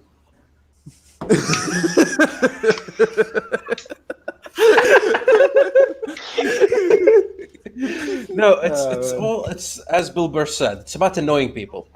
And who are the people who get most annoyed? And you go to them and you try to annoy them. It's very simple. I always had that in me. I cannot deny it. I just love saying something. Hamod, you can relate, right? Saying something. I can relate 100%. Listen, his second meal wasn't Red Bull. It was just a pile of salt. Red It pill. was just that. Red pill, you. Red Bull. pill. Wait. Red pill. I said the red pill. The Matrix. I know you millennials do not. Oh, shut up. Shut up. Okay. Here's the thing. I want you guys to all give me your Genius 5. That's a fun thing to do. Oh wow. I'm gonna start. So you guys have time to think. I We wasn't already there know when Arasan's. Yeah? Arasan was You talking don't know about it, mine. so- Yeah. Again, writing, visuals, music, Mechanics. mechanics, and overall design. Right? So which game can you think of that excels in each of these categories? So the game I think excels in visuals is this one. The game I think excels in music is that one. Yep. So I'm gonna start with visuals. And again, these are subjective lists, and we can discuss our differences between them. One, definitely for me, visuals, Dark Souls. Huh? The reason I wanted to pick that. you can. It's fine. We Yeah. can agree and disagree, All right. right? And I'm not allowed to pick Okami because I didn't finish it. Okami Has is to not be game. But I would have picked it for visuals. Like it's between, personally, it's between Okami and Dark Souls. And the reason I give Dark Souls visuals is because everywhere where you go, there's something you can. There's a tower that you see off the distance, and you can go to that tower, and you can view the other place from that distance. Especially Dark Souls 1, and that's the game I'm focusing on. You sound like us when Assassin's Creed first came out. No, Assassin's Creed doesn't have that, sadly. No, when it first came out, oh my god, anything you see in the background, you can... Yeah, it's called open world. No, hear me out. Right? And all of these are connected, have a history, and have a visual background that you can look at and observe. And to me personally, I love the aesthetic of a civilization fall into time. Chernobyl. I look at Chernobyl and I wet my pants. It's so when I enter the Dark Souls world and I see just the visuals of it, the atmosphere it provides just visually, to me it clicks all the right buttons. So that would be the genius of visuals, right? Writing, The Witcher, hands down. Gone to Rodim, where you at? Hearts of Stone. I that arc alone is to me the greatest piece of writing gaming has ever been exposed to. Or fuck The Last of Us, that annoying pice of crap. Fuck God of War 4. Fuck all There's this. nothing special about The Last of Us. And while Life is Strange is a great game with great writing, You can. I would It's still cheating give to it give. to- It's cheating to give a visual novel genius of yeah, writing. exactly. Yeah. Because So, there is no gameplay. Yep, Yeah. I'll have to Yeah. give it to. I still remember, like in Life is Strange, there was one section where you had to actually video game, where you had to avoid certain people that are chasing you, and it felt so out of place. And I still remember to this day, it's like, why is that there? Dude, Anyway. Chapter 5 was a headache. Chapter 5 Yeah. was a headache. Yeah. Like I wasn't But ready it was for unique in that aspect. It was unique in Yeah. that aspect. Yeah. I feel like Out of place, in my opinion. not the gameplay mechanics, but the place itself, the atmosphere. Yeah, the Dude, atmosphere was right. Dude, Yeah, dude, the they, gameplay dude, section. they ripped it off of every psychological horror game. Yeah, exactly. Ah. I don't. Like fuck the gameplay there, but I was the atmosphere itself. That was what. Dude, made it for me. psychological horror is just a fancy way of saying the game is not scary. It's just spooky. Anyways, continue. Yeah, anyways, continue. So okay, for music again, I have to give it to Minecraft, because Why? every time I play that game, I don't actually play music or listen to videos. Like sometimes I do when I'm grinding, but if I'm building or doing a lot of times I would close it. It's like okay, this music's too good. Actually, it's a part of Trillion, just because Hamod asked why. See, usually you get nostalgic over something if you get experience to it, get exposed to it, and then later on in the future, you get exposed to it again. You feel nostalgic. Minecraft music, you feel nostalgic from the first time you listen to it. My only problem is not the music itself. It's not the music itself. It's how how the music just how do I say it? Just plays. There is no music for mining. There's no music for let's say going to the end or something. It's just there. Well, that looks like it's changing in another update, so I guess. I hope. Yeah. Maybe biome-specific music, mining. Yeah, it was. That's my problem biome with it. specific. Yeah. Yeah. That's my problem. Minecraft has that whole like playlist of the songs. You know, like the discs that you find sometimes. You have those. Yeah. Do those count? Cat is my favorite. Those are lore. Those are lore pieces, and sure, but I never heard them personally. The one I care about is just when I open the game. I hear the soundtrack play, and I'm like, I'm home. And to me, that's why it's the genius of music, because I always feel at home in Minecraft, and the biggest part of it is the music. So that would be those would be 3 mechanics. Something that excels in mechanics. Binding of Isaac. And the reason is, I think, self-explanatory. It's just how much you can do with it, and how mechanically consistent it is, and how it's just how the items synergize and not synergize and behave with each other all the time. It's just like Binding of Isaac is one of those games that, like, the only reason I opened it is because I have to. There's so much to know. There's so much to explore. It's like a toy field of mechanics that I just want to just absorb and put together and see what happens. And to me, and no game ever gave me that experience as much as Binding of Isaac, so I have to give it to Binding of Isaac. Overall design. That's a difficult one. That's the most difficult, probably. Mm-hmm. So broad, basically. Honestly, I'm gonna have to pass it, and the only reason I have to pass it is I don't think I've played enough games to justify that. I've never played, like, most of my games aren't that, and. What will you pass? I'm gonna pass design. Design? Yeah. Design is basically how, just to explain even to the future about design. Design is about having all these categories amazing and putting them together. Yeah, I know, but that's the thing, right? I don't think I've played a game, and I haven't finished Alchemy, so it's not allowed to be there. And I haven't finished, for example, like a Super Mario Galaxy or a game that's just so well intricated and put together. Right? There's always one thing above the rest in my games, and I hunt for games like these. So I find it very hard, at least for now, to actually give you guys a good one for design. I'm gonna have to pass. I don't want to put any game there yet. All right, who's going next? You can go, Fervid, first. Okay. I'll have to think about my choices. Okay. Honestly, in my case, I have to admit, most of the games I play, I know aren't the best, or I know aren't that good. But like, I'd say, like, I think I'd start with probably one of my favorite games.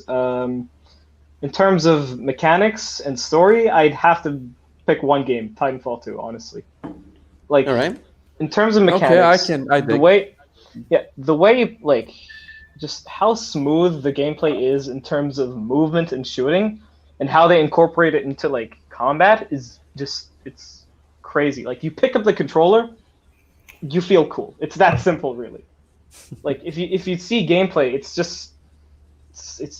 like butter, honestly. I don't know how to properly explain it. It's just, that's really how I can put it. Also, in terms of story, Titanfall 2 has, like, it's a campaign that I've always come back to.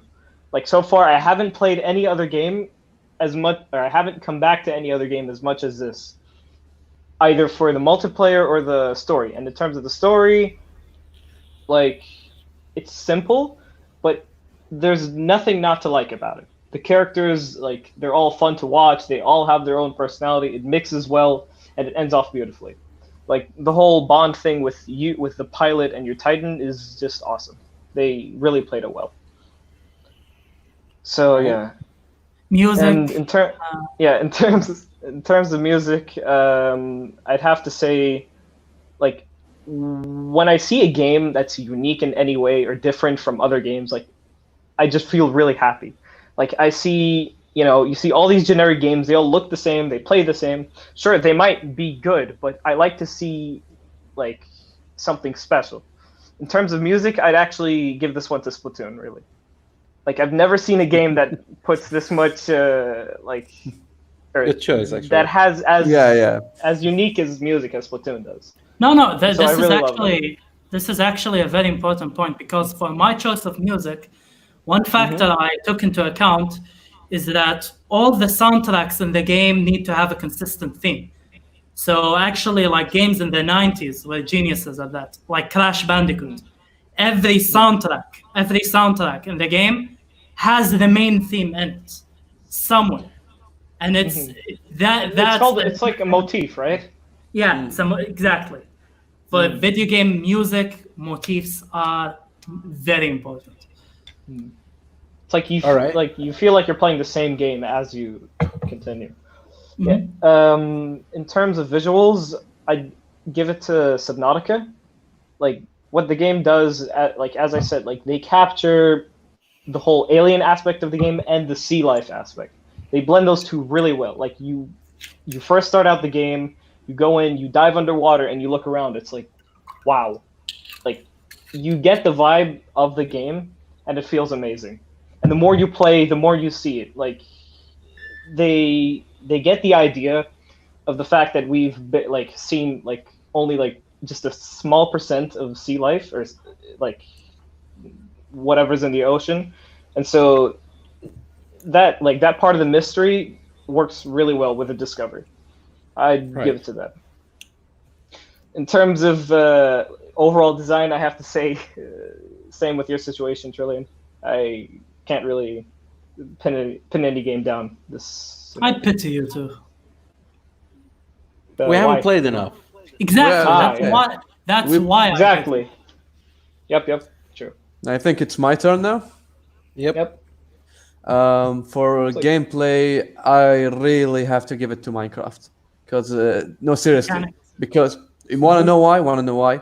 Because Minecraft is a game where you can literally make everything. You do anything. I'm not talking about building anything in your mind by like personalizing your experience with.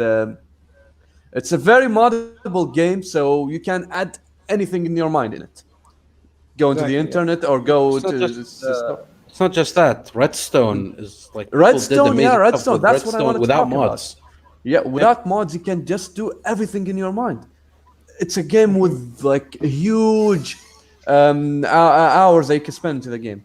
Basically, you get Minecraft, you get to do whatever you want with the game. It's that simple. Yeah, exactly. That's what I mean. Like if you're into the combat, you go and you download mods or go on a certain server, whatever. If you like building, that's already available, and you can also get mods for that, like especially for graphics and stuff. I get you. Yeah.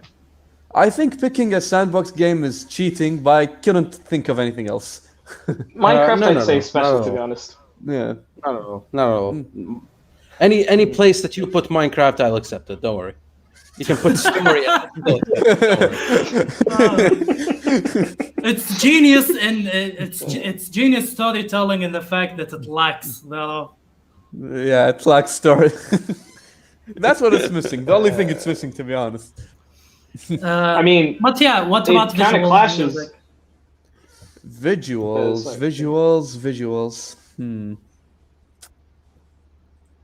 Visuals, music, lighting, design. Yeah, I'm thinking about it. Can a game pick two spots at the same time? It's too much. Yeah. Let me see. You could put that in design. Yeah. Actually, I think I'm gonna give my design one to Splatoon. Funny enough, now that I think about it. Oh. Because I would put Splatoon in a spot, but it's missing some key stuff. So such as what? The cancerous leveling system, for example.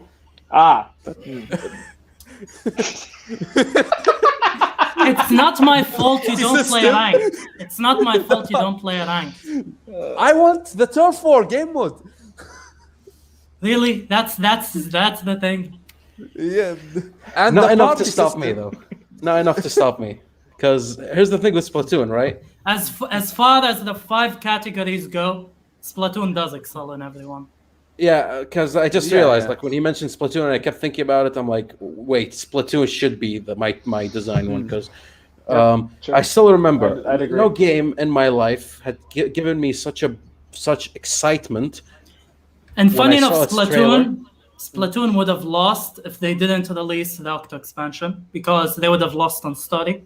Yeah, I was thinking of that, like a story not quite there, but then I remember how much he talked about the Octo expansion, and while I'm brings an something NFL up. who didn't play it, it's still relevant. Yeah, It brings something up. Does a DLC really even count in our? yeah.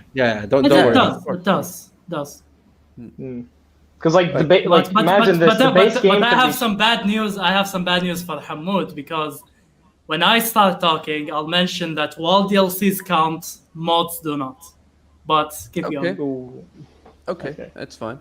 And for the story point, I'll give it to The Witcher. Nothing can beat that game from the story perspective. For visuals, I can't seem to remember anything on my mind. So if you guys can continue till I remember something. All right, that's fair enough. All right, then I'll give my Genius 5. But before I do that, I can't be the master of this system without criticizing every choice you guys made. Okay. So let's get down to it. First of all, Trillian, you said for visuals you gave it to Dark Souls. The reason why I can't give it to Dark Souls, because while it excelled in monster design, I don't like the environment. There's nothing excelling about it. It's to me, it's just a decaying Gothic setting. That's it.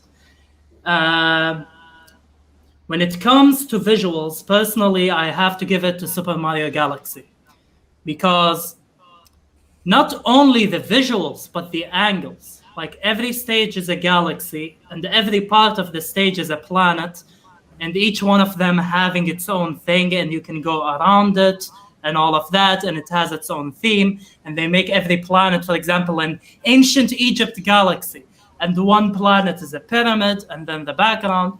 So for visuals, I have to give it to Super Mario Galaxy. As for when it comes to writing, now, why would I not give it to The Witcher, besides the fact that I haven't played it? See, my genius of writing is Fatal Frame, because to me, what I look for a writing system that excels, it has to be something like Splatoon, where it's not only about the story, but how different parts of the stages, of the lore, all of that, give you a narrative, a hidden narrative. So storytelling is not only about the story. It can also be like when you say there's a sword in Dark Souls that doesn't belong there. That's a storytelling. So Don't you give that to visuals? No, because did you put the sword because it fits with the environment, or because it doesn't fit and you want to tell a story? To do both. That's why I like Dark Souls. I mean, it uses one for the other. Yeah, more often than not. But ultimately, it is storytelling. You put it there to tell something about the story, that someone was there that you wouldn't have known in the story. But I give it to Easter Fatal eggs count? What? Do Easter eggs count? Definitely. Because you have some Easter eggs which are like hiding some elements of the story for you to piece them together is part of storytelling. Definitely. No, I'm saying it's a very it important part of doesn't fit the story in general. Like you have some Easter eggs which are like, I put a Minecraft block somewhere here, or no. These don't count. I'm talking about something that tells a story, tells a narrative, tells a part of the story. That's all part of storytelling. Sometimes show don't tell. But I give it to Fatal Frame because of the system of the notes they have. Like, you enter a village, everybody's dead, it's full of ghosts. And as you find the notes of the people there, you start to understand what each one of them were doing. So each ghost, you understand the personality, how they relate to the other ghosts, the families that were there, and the ritual and what happened to it. And it's full of Easter eggs. Like, if you don't go in chapter 5 and hard into the Osaka house, you wouldn't know that the Kusabe was there. You know, like, it's very intricate storytelling, and it has like show don't tell and tell don't show. It has everything. As for music, I have to give it to a free Flash game that nobody knows about. And as a person who grew up on video game music and self-proclaimed video game composer, Okay. that tells you something. I give it to the Tower of Heaven. The Tower of Heaven music has everything. You feel nostalgic the first time you listen to it. You pause on the loading the menu just to listen to it. It has a motif. It's perfect when it comes to music. Mechanics, I used to give it to what is it called? The Shadow of the Colossus. Until I understood that the monsters you fight are not really game mechanics, it's level design. This is why I regrettably took that title away from the Shadow of the Colossus, and I give it to none other than Portal 2. Because you have a simple mechanic. You have 2 portals, but they pushed it to the limit so fucking much. By the time you end the game, you're like, how the hell am I doing what I'm doing? So they took one simple mechanic and pushed it to the absolute limit. And to me, that's the best way to make mechanics that excel. As for overall design, I have to give it to Okami, of course. Because it excelled in visuals, it excelled in music, it excelled in mechanics, it excelled in storytelling, and all of them fit together. And the whole is greater than the sum of its parts. So that title has to go to Okami.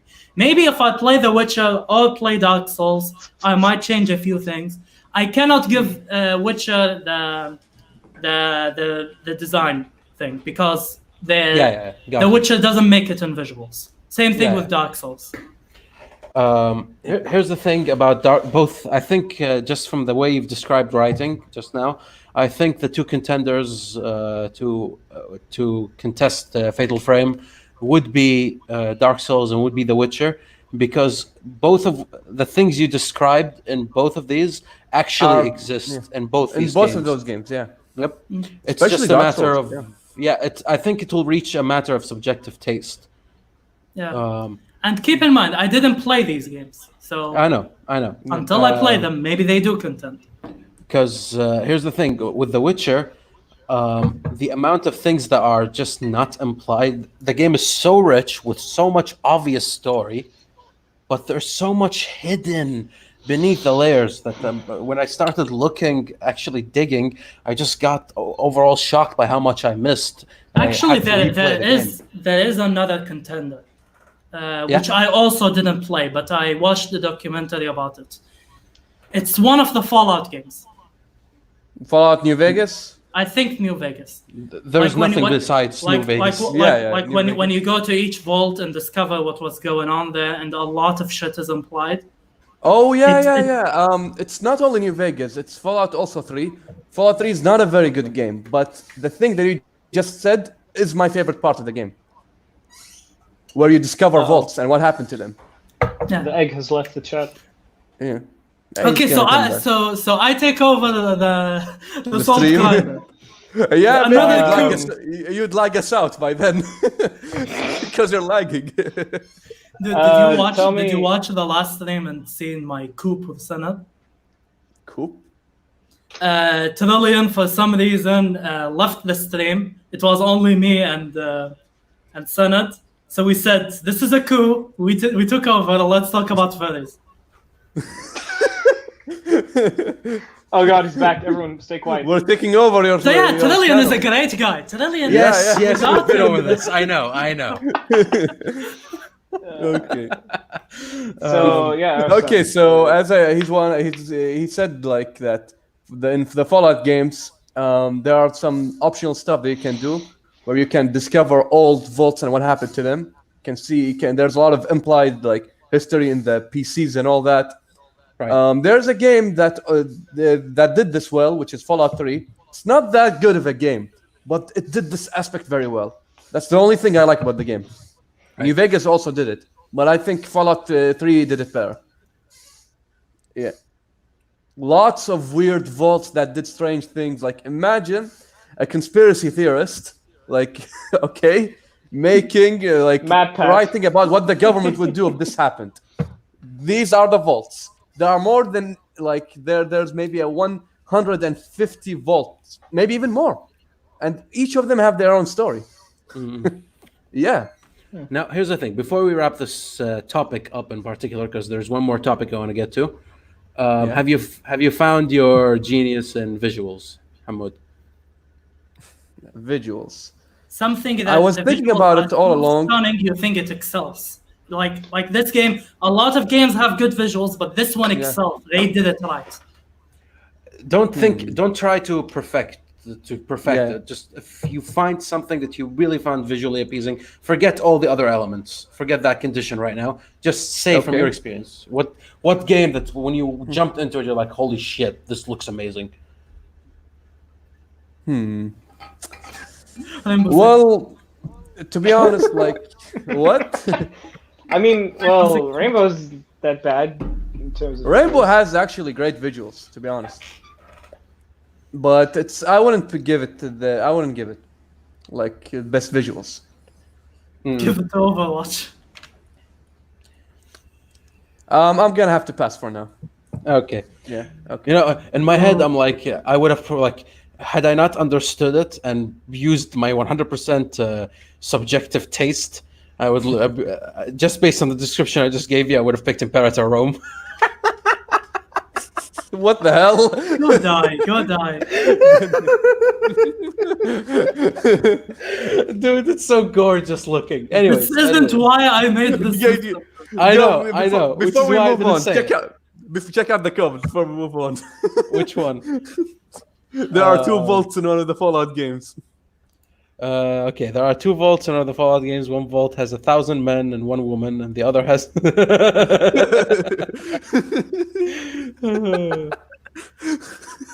Just imagine. Now, here's the thing. The next topic shouldn't be too long, so you can use it to wrap this up. But it was mentioned in this discussion in particular, which is a point of something that's so black and white in the gaming community that I found these days is the subject of paid mods. Right? Generally speaking, most people consider mods as a labor of love, and it should be free. I shouldn't be paying extra to play the same game where some people put in some work to change a few things. And to some of that is fair enough. However, I personally argue that paid mods would only be something that's beneficial and not the other way around. And that should be an aspect of gaming that should be explored adequately. Fairly, but adequately. I'll personally fight anyone who disagrees with paid mods.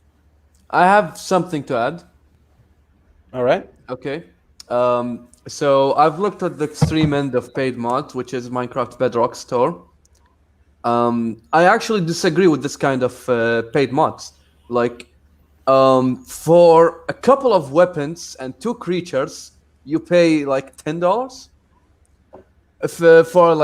At least for me, the concept of pay mods applies if you have let's say a very high quality mod that could be treated as in let's say a DLC, an official DLC. That's when you make it paid mod. But let's say I just want something configured, a new weapon, a new sword or something, a gun in Minecraft. I shouldn't have to pay $5 for that. It's a To simple me- thing that you can No, make no, in no, 2 no. days. Keep in mind, the argument isn't about the quality of the mods. No. It's about the concept. Like, if there are some people who are scammers who give you a shitty mod that ask you to pay for it, that doesn't mean the whole market has to disappear. I didn't say anything about the market. Let me just clarify one thing. If the paid mod has the same, like, let's say, has the same amount of like content, like, how do I describe it? If the paid mod has been worked on like enough, let's say it's a big content. Let's say it's like an expansion. I would pay for it, no problem. Here's the thing, Hamod. Yeah. So from the looks of this, you don't disagree. You're just I angry don't- that some people would exploit it. Yeah, I don't. make I'm, money. I'm fine with it. And- I paid for a and, mod in Minecraft. It's to- fine. To say something here, honestly, in terms of paid mods, if the developer, or the company themselves made this paid mod, it's just a DLC. No, us making paid mods, like having. If okay, I now modded something, and I won't charge for it, I should be given that. If it's high quality, I'm with it. Yeah. If it's high depends on the quality of it's the well work. made. Like if you, Yeah. like if you just add like a small like skin or visual change to anything minor in the game, that I don't say that would count. But if you like, for example, look at what people did for Minecraft, the whole RTX thing, not the official one, like what they used to do. Something like that, I'd say you could be paid for, because it takes a long time to work on and it really changes a lot. Okay, here's my take. You know what's the problem with paid mods? Yeah. Any argument you can make about paid mods can be applied to indie games. Some people charge for indie games that are less quality than the shittiest mod you have on Minecraft. And they ask money for it. So, yeah, like, you open the market. Of course, there will be people who exploit it. But you have to That open comes it. with everything. Otherwise, the capitalists win. Here's my take. Right? The way it should be managed, in my opinion, is paid mods should be a thing, and the company should be given a portion of the money that comes from that payment. So if I have a mod, okay, and I'm using somebody else's engine, the company's engine, I should be given, like, I don't know, 5% of the money that gets poured into that mod. And here's the reason. A lot of games that should be moddable are not, because there's no point. There's no money that can be made from that. So they don't care about making it moddable. I disagree. There's always money to be made if your game is moddable. The lifespan of the game would be greatly increased. But Like, look at Totally. Skyrim. Imagine if it wasn't moddable. Just imagine. Totally. But all these mods, the people who are experimenting with these mods, are they giving money back to Skyrim to incentivize making their game more moddable? Trillion. Yeah. The gaming industry already have a lot of bad habits. You want to give them another bad habit? If you make your game moddable, that is its own incentive, because that extends the shelf life of your game. Let me just tell you something, yeah? It's not our fault that these companies are bad. Do not give them bad habits. They should develop good habits. Bethesda, the piece of shit, got the memo. They So, didn't, though. like, yeah, they didn't. And look how much people are giving them shit. Yeah. Let the market decide. I'm not saying that. But here's the thing. Again, like, look at Paradox, the company Paradox. They go out of their way to ensure that their games are as moddable as possible, right? To the point where when they delay their engines like a year just to make it more accessible for modders, right? And people do great things with Paradox games, like, Hearts of Iron 4, the modern day mod. That's a game. That's not a mod, right? And it's for free right in the store. But again, why would video game companies even consider the concept of paid mods, or even making their games moddable, if you don't give them an incentive to do so? Okay, A question. reason to clean up the code. I would have be a question for you. I have a question for you. Are there paid mods in Paradox games? Not to my knowledge, no. Not to my Then knowledge. what is It's their not- incentive? Community wants Lo- it. lo- They want to give. yeah. Yeah, why And do they at- do it? Why do they do it? It will bolster the game's lifespan. Just remember that some people got into. That's the incentive. Paradox Yeah. understood the incentive. They Ju- are le- getting let me something. yeah. Let me say one thing also. Don't forget that some people just got into like a game. Let's say, for example, Crusader Kings 2 because of a Game of Thrones mod. Keep that in mind. Like let's say a Lord of the Rings mod. This all matters. Okay. It bolsters the sales. You can't I'm think not. only of Paradox. You want Paradox to have more money. Other people will abuse it. Bedrock. Why is this bullshit happening in Bedrock? Because Microsoft can get a portion of the paid mod. Yeah. That's why we have this bullshit. Think of the industry as a whole. And Paradox are gaining something. Otherwise, they wouldn't have done it. The people No, love but- it. You know, it's like that Korean show that Yasha made me watch. It's about merchants in Korea. And basically the point of the show is that the value of a merchant is not by how much profit he makes, but how much trust the people have for him. And the trust is the currency that the merchant should have. And that's Paradox got the memo. You want to remove that memo from them instead of giving it to the other people. You can't give them bad habits. No, let them follow the thing Paradox is doing. I wouldn't But- start this trend, to be honest. No, So here's the dangerous. thing. Yeah. Let's say I want to mod Doom. Okay? It's not a company that's known for modding or even having anything related. No, Right? they do. They have a shit ton of mods. They do? What? Yeah. Bad example. The new Doom? The new Doom? I don't think it's moddable. Let's say the new Doom, yeah. I okay, want, there's an annoying mechanic in the game that I don't like, and I would like a mod for it. It's not Okay. very easy to get, is there? Unless I'm a modder. But if there is paid mods, right? Somebody would be like, if I can get into the code, remove those problems that people have, I can make a small amount of money from it. And I wouldn't charge much. I'll charge $3. Right? Or $1 or whatever. Okay. Right? In this case, if the video game, if the developer itself is not getting any of that money back from the paid mods, zero, there would be no incentive for regular indie developers to work on their code. And to me, I want to incentivize and encourage this thing via adding this small commission. Look, you know your logic. Let me explain it to you. Imagine I bought a car, and then Right. I took it to a custom shop to change the rims on the wheel and give it a paint job and everything.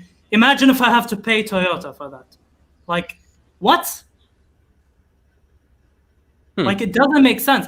And why would I buy Toyota and not Suzuki? Because Toyota made the cars adjustable, for example.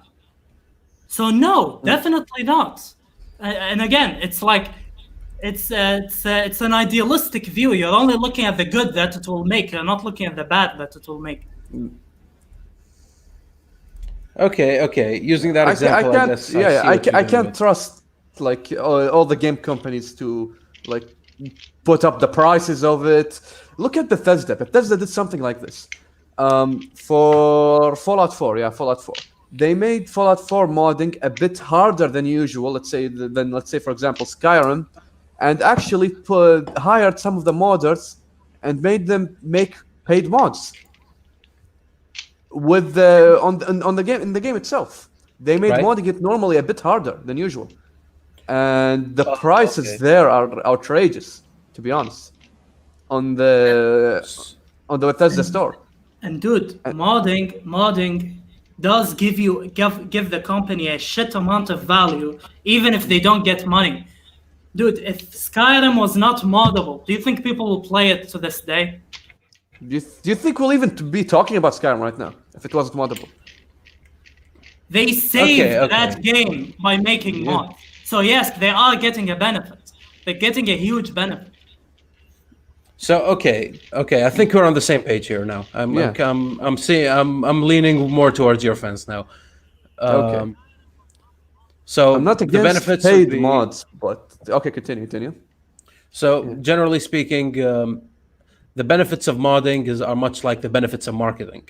On its own, it doesn't really give you, it shouldn't give you anything, but because you do it, you get a lot more exposure, and that's how it should be treated. So, what would be a good system to actually manage paid mods, if you will? Because somebody has to manage it. The problem is nobody did Sorry, it right yet. disconnecting. Nobody did It's it fine. right yet. Yeah, here's the thing, right? Because, like, how do you popularize it? Because a lot of people are like, I wouldn't pay for a mod if it meant the death of my life. Ooh, DLC, right? It's the And I'm exact like, same thing, yeah. I'm like, why? Like, why though? Right? That's why I was never shy of buying stuff from the Minecraft store. If somebody thinks their work is valuable and I consider it worth purchasing, it should be up to me whether what they're asking for is valuable to me. But There we go. Honestly, It's I think such a- I think the solution is just patience. It's Anything such new, a- people yeah. will be skeptical of. It's such No, a I think, gray line, to be honest. no, I think it's the same phone game cancer type of stuff where people would buy a free game and then they would pour tons of money in it, but they would never pay $5 on the phone to buy a game, and that's what transformed the landscape of mobile gaming into just mostly free-to-play game with ads or free-to-play game with microtransactions. People complain about microtransactions, but they're not willing to give people money for games. And in my opinion, that is one of the toxic things about gamers. If you make a game for $70 because that's how much you need to make your money back, people would freak out. But if you make a game for $60 and put a $20 DLC for the same amount of stuff, or make microtransactions there, they would do it just fine. And the only reason that happened is because if you make it $70, nobody would buy it. And to me, that's a problem that is inherent and will not change with time in video games. I think it will, or it should. Will it? Like I told you, the thing that will save the gaming industry is if they develop stronger and cheaper technology for developing games. So a game doesn't need fucking $70. You don't need $70 to buy a movie. You don't need $70 for a movie ticket in the theater, even though a lot of people work there and a lot of work went into it. You don't need that. But that's a matter of quantity. That's why CDPR managed to make it. It is a matter of quantity, which is why the keyword is accessibility. Not only accessibility when it comes to developing games, but accessibility to games in general. Not enough people play games. Not enough people take games seriously. So, this is why, for example, I tell you that Nintendo are geniuses, because they increased the accessibility of games. They said games are for everyone, which is why they don't focus on hardware and the strength of hardware in their games or consoles. They focus on the cheapness of the console. And, when I think it was Shigeru Miyamoto, when they asked him, like, why do you not improve the hardware of your consoles or consoles on Nintendo and all of that? He's like, because our focus is accessibility and cheapness. If you have all consoles are strong, it's like having a bunch of predator animals that will only eat each other up and bring themselves to extinction. That is a direct quote from Shigeru Miyamoto. So he's like, fuck the fucking hardware power. We'll focus on accessibility. Everybody can have a Switch. Everybody can carry a Switch with them. If that's the case, like, why is like every Nintendo game exclusively $60? That is true. They still didn't reach the number of people, but they did increase the accessibility, didn't they? That's what Kind pisses me of. off about Nintendo. No sales for their games. How many people bought the Switch as soon as it was released, as opposed to PS4 and Xbox? This generation, the Switch won the console war. Mm-hmm. Even though it came like way later after the Xbox and It killed. Yeah, it killed. Funny, you know that YouTube video where it's like it's an animation where like it's Xbox versus PS4, and it's about E3, and then like the Xbox is dying, the PS4 left, yep, and then the Switch came out with nunchucks and just took over all the gamers. It's like, oh, they're hypnotizing our gamers with games. They fucking do that every year for every E3. There's I love that shit. Yeah, I love that. Yeah. What was I gonna say? Yeah. Basically, another thing about the Switch is honestly the exclusives. Like compared to Xbox and PlayStation, you look at the Switch and look how many games are only for Nintendo. Like when you look at Xbox, you can play Halo on the PC. You look at PlayStation, you can play like all those games are like Nintendo can afford that luxury. But keep in mind, there's a difference between Sony exclusives and Nintendo exclusives. Why do we shit on Sony when they have exclusives? Because they just hoard the rights. They look at developers and they just buy the rights.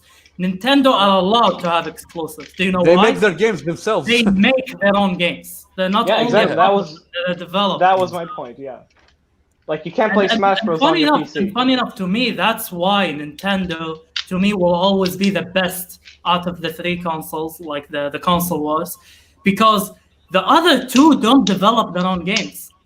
It's like, what's his name, Nigel Farage, when he went to the EU Parliament and he's like, not a single one of you worked a day in your life, worked a real job. They worked in game development. They struggled, Like, exactly. That's why I trust them way more than the other two. Mm-hmm. With that said, we are over time, so we have to wrap this up. Thank you all for coming. I remind everybody that we have a Discord server, the Soul Grinder Discord. I will post the link right over here. And while I do that, closing remarks. Everybody say your closing remarks. Anybody you want to shout out? Anything you want to say? Nothing on mind here. Well, it was fun. Yeah, go ahead.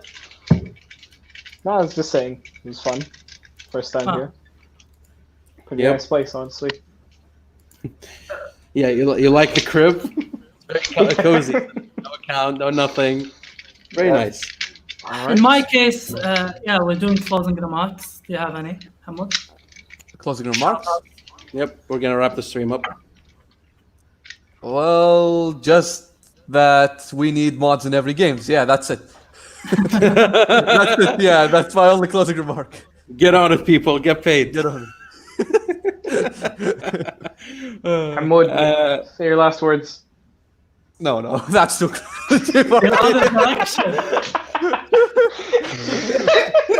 No, sorry, I had to. Yeah, that's a closing remark if I ever saw one. Yeah. Oh, God.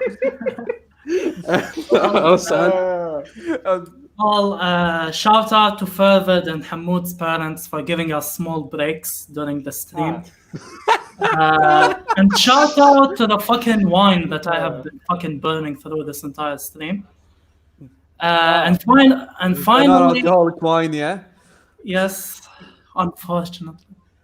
And finally, shout out to capitalists for narrowing down all my life problems to one name and face. Makes life easier. It takes a sip of that wine too. Yes. Spend it off.